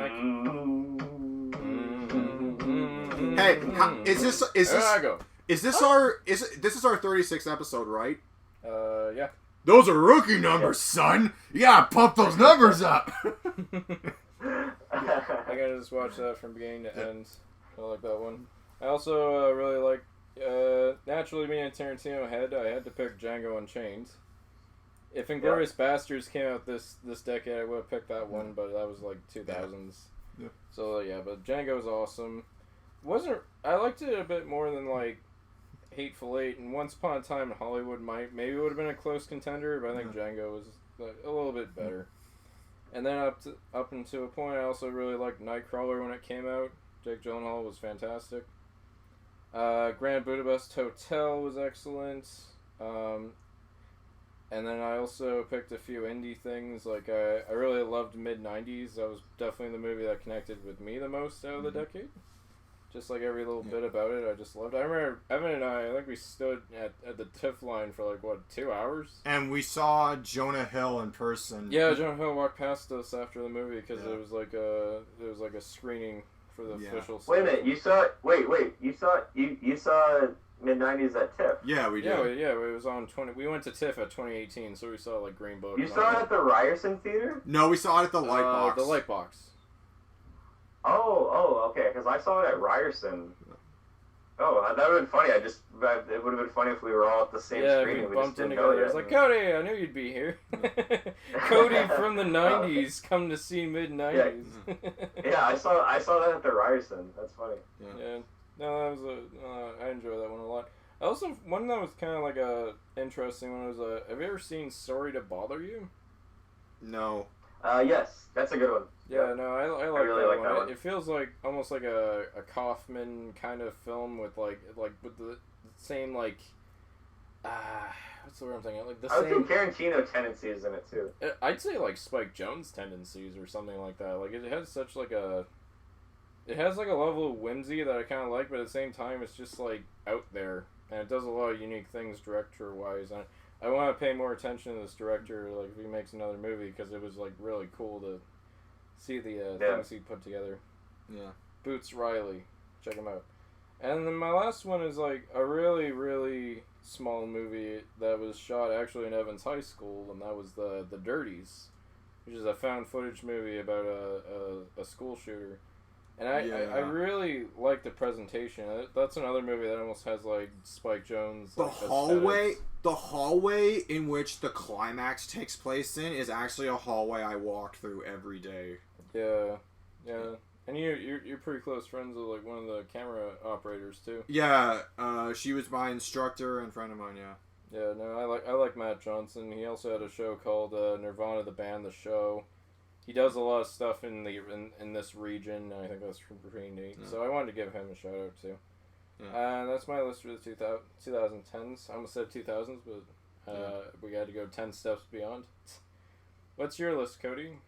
Yeah. It's funny. I won't read off all of them. I have a top 50 on Letterboxd, on a private list. So you guys are about to get probably an early exclusive on some of my favorites from the past decade. Because it's funny, my friends and I wanted to save to do this, but in a PowerPoint kind of format. Yeah. Almost like a presentation. But as COVID has taught us, is that even little plans can't really fall through. So here we are doing this. So I'll just kind of rapid fire 20. Is that okay? Yeah, sure. Starting from 20, leading all the way up to my favorite movie of the decade. Okay, so number 20 is Marriage Story. Yeah. Yeah, I love both their performances. You got some Black Widow and some Kylo Ren yelling at each other. No, but in all seriousness, Scarlett Johansson and Adam Driver are great. I just love how it's just a very believable debate. You can't really like choose sides. It's a believable love story. Yeah.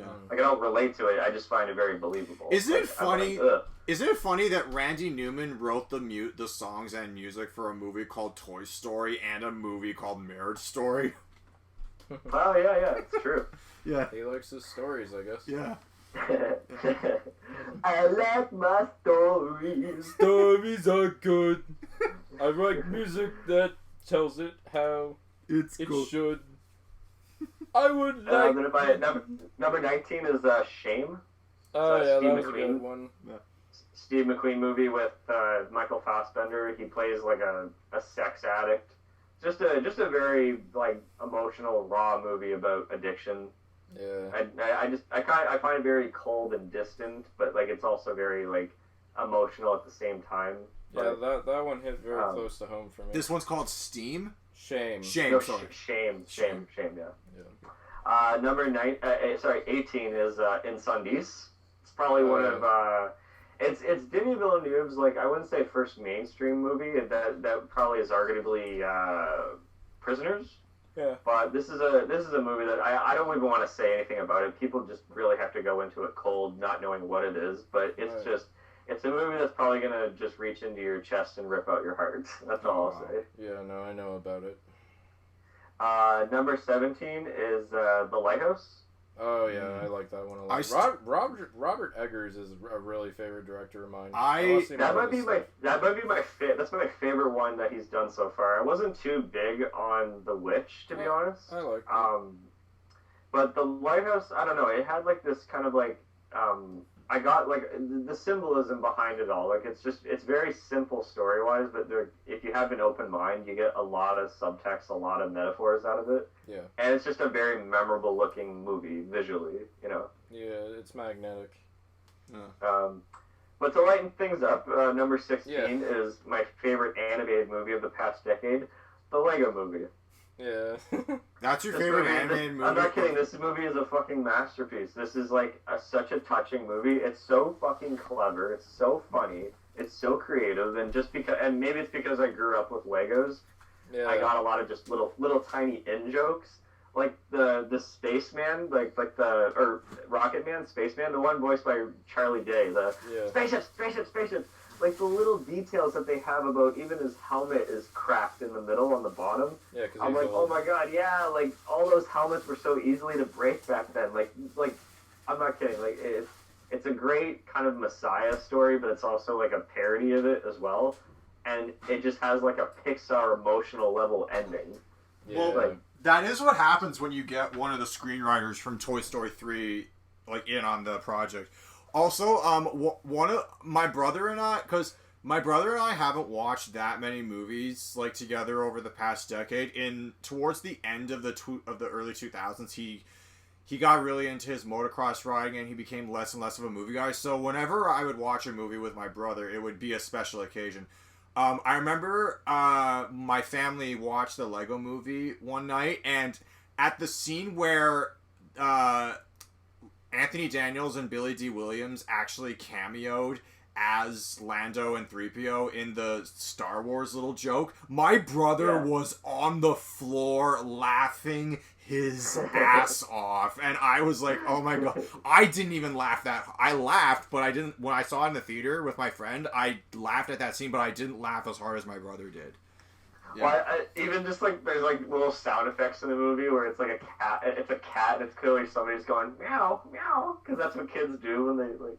Yeah. Or the boat going away. It's like. Yeah. Like it's actually that sound effect of someone just going as the boat goes away. Yeah. Yeah, it's fun. No, it's great. Everyone, that's my favorite animated movie of the past decade. Yeah. I think it's absolutely wonderful. Yeah. Love it. Yeah. Number 15 is A Ghost Story. Oh yeah, you were telling me about that one. Yeah. It's a very slow, but it doesn't mean it's boring. You just have to kind of be in the right mindset to watch it. It's a very quiet movie, but it's a very beautiful movie and how it examines life and the span of life, and kind of have to have an open mind to it. But yeah, I can't really say too much about it. I just don't want to ruin it, but yeah, check it out. And in fact, the same director is doing The Green Knight that's coming out this summer, so it's the second A24 movie. Oh. Yeah, a lot of A24 movies. Number 14 is Prisoners.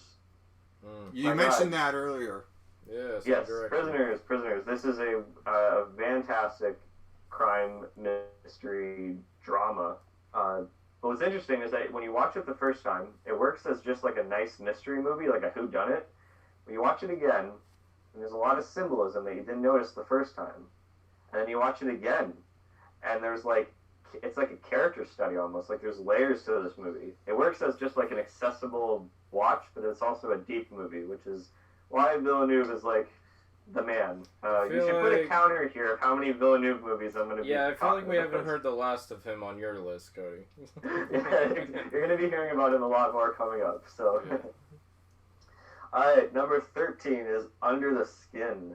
Oh yeah, I haven't seen it. Oh man, you want to see Scarlett Johansson scare the living shit out of you? Oh, my dad's seen this.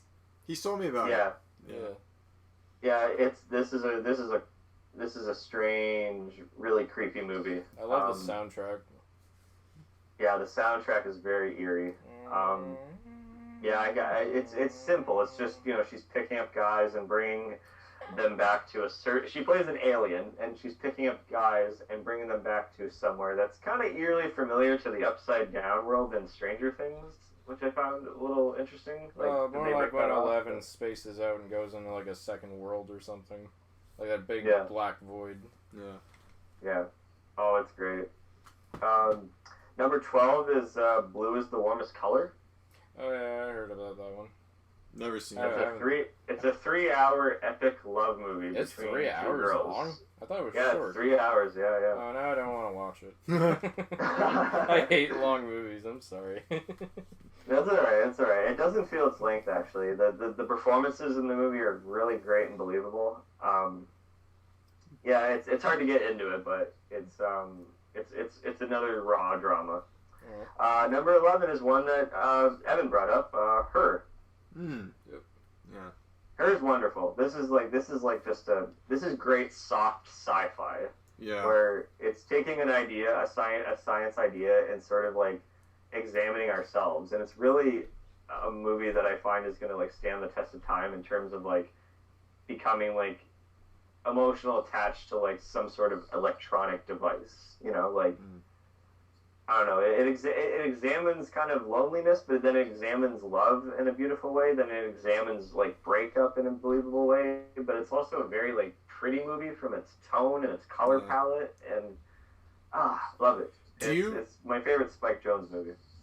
I gotta check out his other work then. But do you know that? Do you know who was originally gonna play the AI he falls in love with?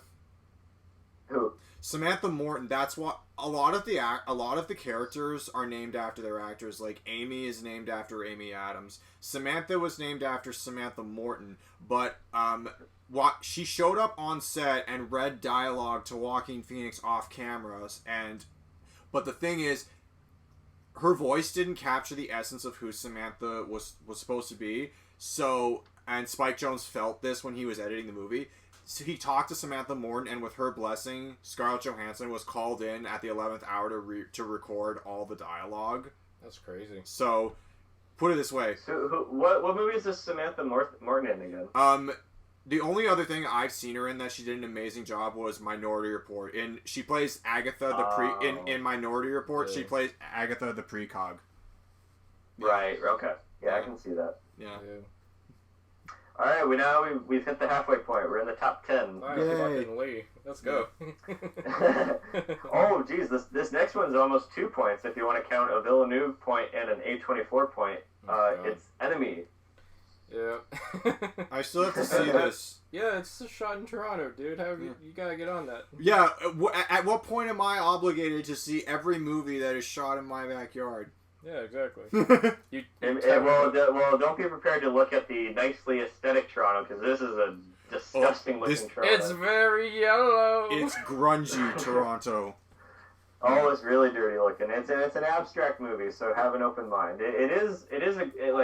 it's just basically Jake Gyllenhaal discovering that he has a doppelganger that when he rented a movie, and he's just obsessed to try to find who his doppelganger is. But there's more to it. I didn't really get it. I just don't want to give it away. I liked it. Jake Gyllenhaal, as always, I'll see anything with him in it. Yeah. Okay, carrying on. Number 9 is 3 Billboards Outside Ebbing, Missouri. My only criticism, it should have just been called 3 Billboards, because that title is fucking wordy. It kind of is, yeah. But that's what everyone calls it anyway. So's the movie, though, to be honest.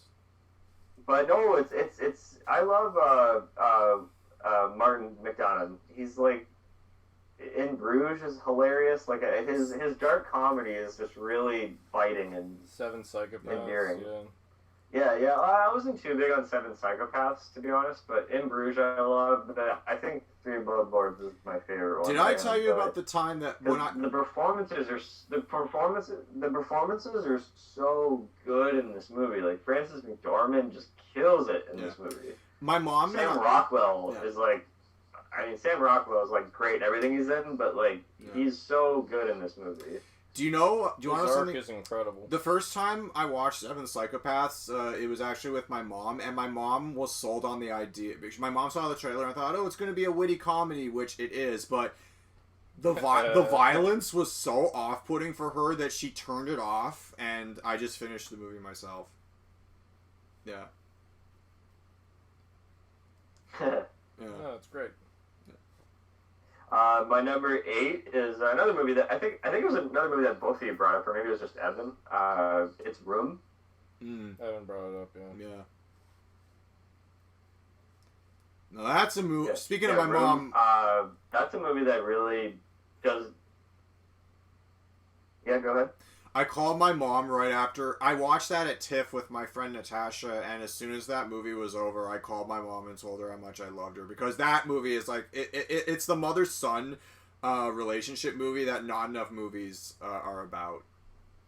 Yeah, I mean it's definitely a really raw story, but it's I love how it's told from the kid's perspective. Yeah, it does a good job at like even the camera angles and just the kind of like innocence of it, and like I don't know, they grow so nicely in this movie despite like their very horrible circumstances they were in at the beginning. I don't think I've seen a movie do that since AI, because AI was told from the kid's perspective too. Yeah. Number 7 is Arrival. Ding! Denis Villeneuve. Denny ding! Denny ding! No man, this is a sci-fi movie that like I've always wanted to see or make. Like very cerebral but very emotional, and it's just it really. I saw it at TIFF with Veronica, and both of us equally like loved it just for different reasons. Like she loved how kind of like emotional it was and kind of like deep it was, but I got into just like the filmmaking and the everything about it. Like it's a wonderful movie. I want to see more sci-fi movies like this, or make a movie like this. I have kind of a personal story about this movie. Sure. When I watched it in theaters, it was around the time I found a lump on my testicle. So I was really scared that I contracted like a disease or something, like cancer. So while I'm watching this, and I'm starting to feel like pain in that area at the same time, and I'm just kind of fretting for my life as I'm watching the story play out. And I felt so bad by the end because of the relationship the mother had with her daughter. And then I walked home and I called my ex at the same time because I was like, I'm kind of scared for my life right now.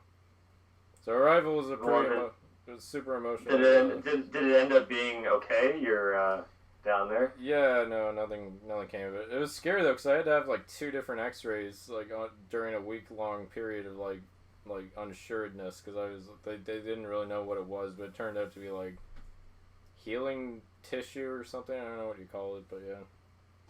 Yeah. That's just what they call it. Well, it's good you're alright. It's good you checked it out. Yeah. But no, that was a scary time. What else is on your list? Number 6 is Wild Tales. Oh yeah, you told me about that movie. It's amazing. What's this one?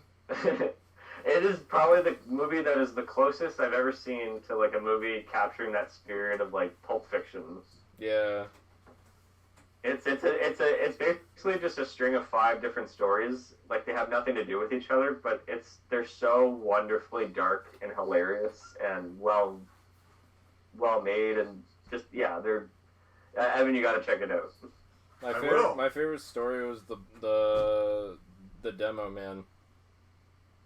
I can't decide a favorite. I always bounce around. Like, the wedding one was my favorite at one point. Mm-hmm. The fight on the side of the road was I forget I know there's names out there. I think that was my least favorite of the bunch, but yeah, I know that one. I just love the bomb one because the conclusion of that story feels like something right out of Breaking Bad, set to a song and everything. Totally. I could see Walter White doing that. Na na na na na na. That song gets stuck. All right, now we've hit the top 5 best movies of the decade. Okay.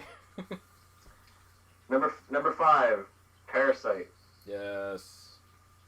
That's so Fuck, good. that is like, that was my favorite movie of 2019. It had been such a long gap in between, because I didn't really love anything from 2018. Like, it was kind of a blah year for movies. Yeah. And the same thing kind of happened going into 2019. And when I saw Parasite, I was like, there's hope. There's hope in cinema. Like, this is like a perfect fucking movie. Like, this is like an amazingly well-told story. Like, how it just juggles comedy and drama and just riveting suspense is just... Bong Joon-ho, just, you're a fucking god. Yeah. Like, I don't know how you pulled this movie off. I love how cute he was at the Oscars, too, when he had so many awards. He has the 2 Oscars make out with each other. The 2 Oscars. And the big little smile on his face. It's like, thank you, everybody. I'm gonna go get drunk. You want to talk about a cute Oscar moment?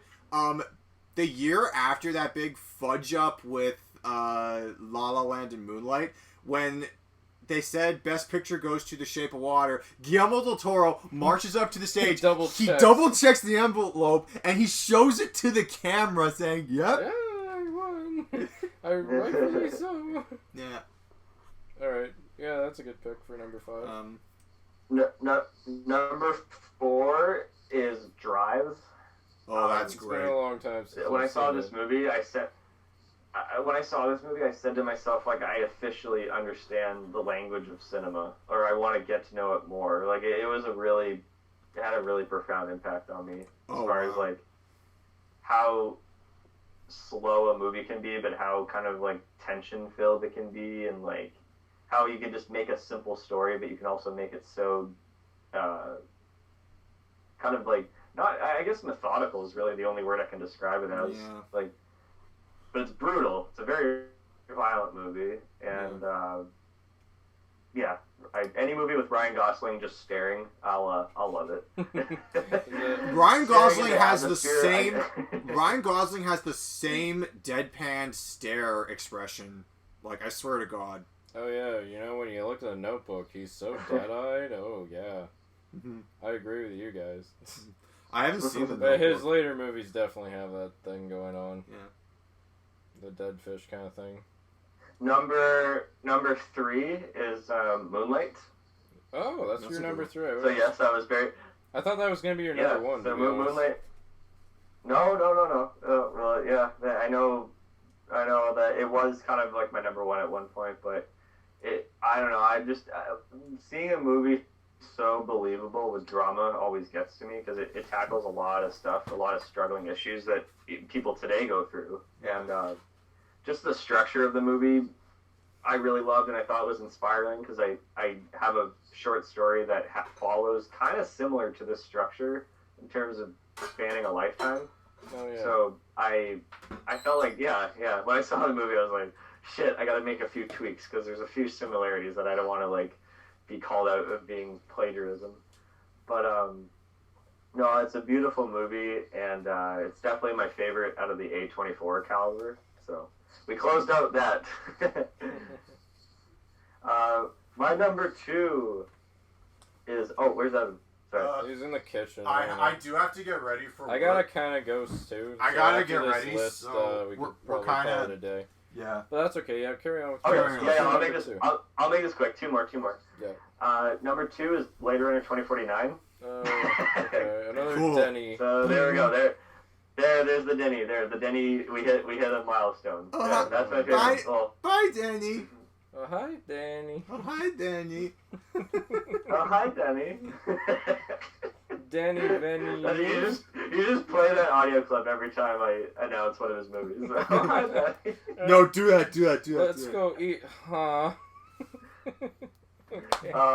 Fuck, this was like probably one of my favorite movie-going experiences of all time because I forgot I was watching a movie for that 2 hours and 45 minutes. What is it? That's a masterpiece. I can't wait to see Dune. Like I can't say anything else about it. Everything about it is like quality sci-fi milestone masterpiece. Okay, Like, I think I know what your number 1 is gonna be, knowing you. And number 1 is Birdman. Oh, that's a good one. Oh, you mean Batman? No, he means Birdman. You mean Vulture? Birdman, Batman. No, Bird. Oh wait, Man. sorry, it was Jack and Jill. Sorry, it was actually Jack and Jill. Oh yeah. Oh God. What you see? I didn't like any of your other entries, but when you said Jack and Jill, I was like, yeah, the funny one. Yeah, Jack and Jill. I Such saw an it in a artistic theater. achievement. Yeah. Oh yeah. No, Birdman's a really good pick for number 1. The chemistry the chemistry between Adam Sandler and his sister are just no sorry. I mean, Al Pacino at his career best. Irishman. Yeah. Martin Scorsese can take a seat. Martin Scorsese needs to make more movies like Jack and Jill and worship more movies like Jack and Jill.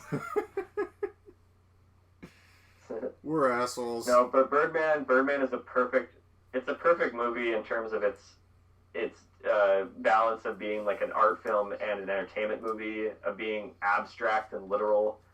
It's a great character study. It's very technically well made. Like, I know it's made to look like it's all in one continuous take, but there's hidden cuts, but they're not really that distracting. The cast is wonderful. Yeah. Sorry, go ahead.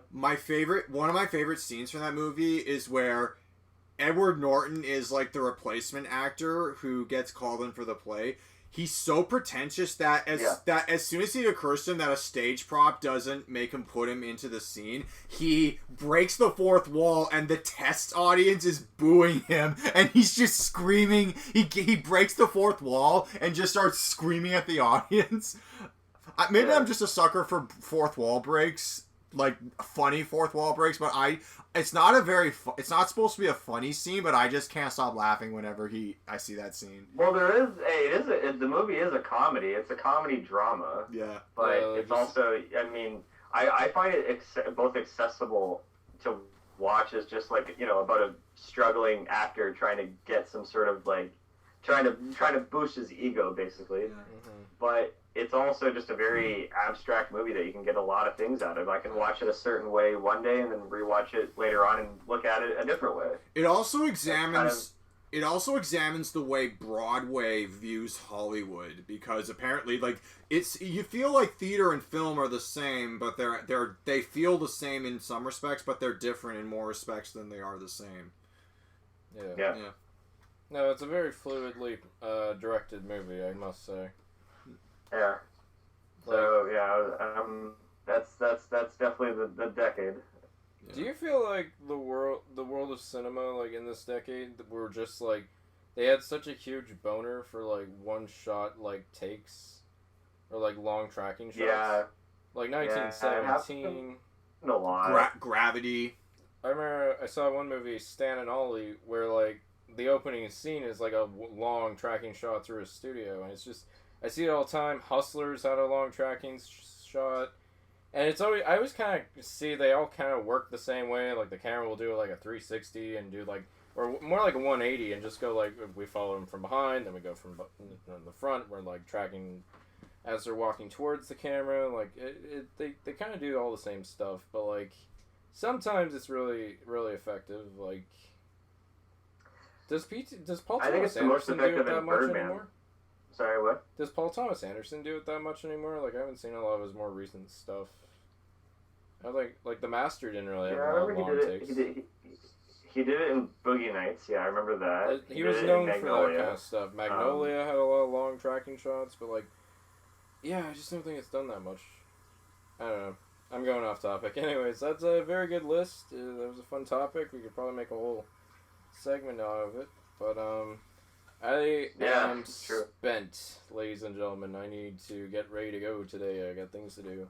Yeah. But thanks. Yeah, me too. Me too. That was a good note to end off on, I guess. Favorite movies. Thanks for joining us. Stay tuned for more. Stay thirsty, my friends. What is this, a Dos Equis commercials? We don't have the budget for that.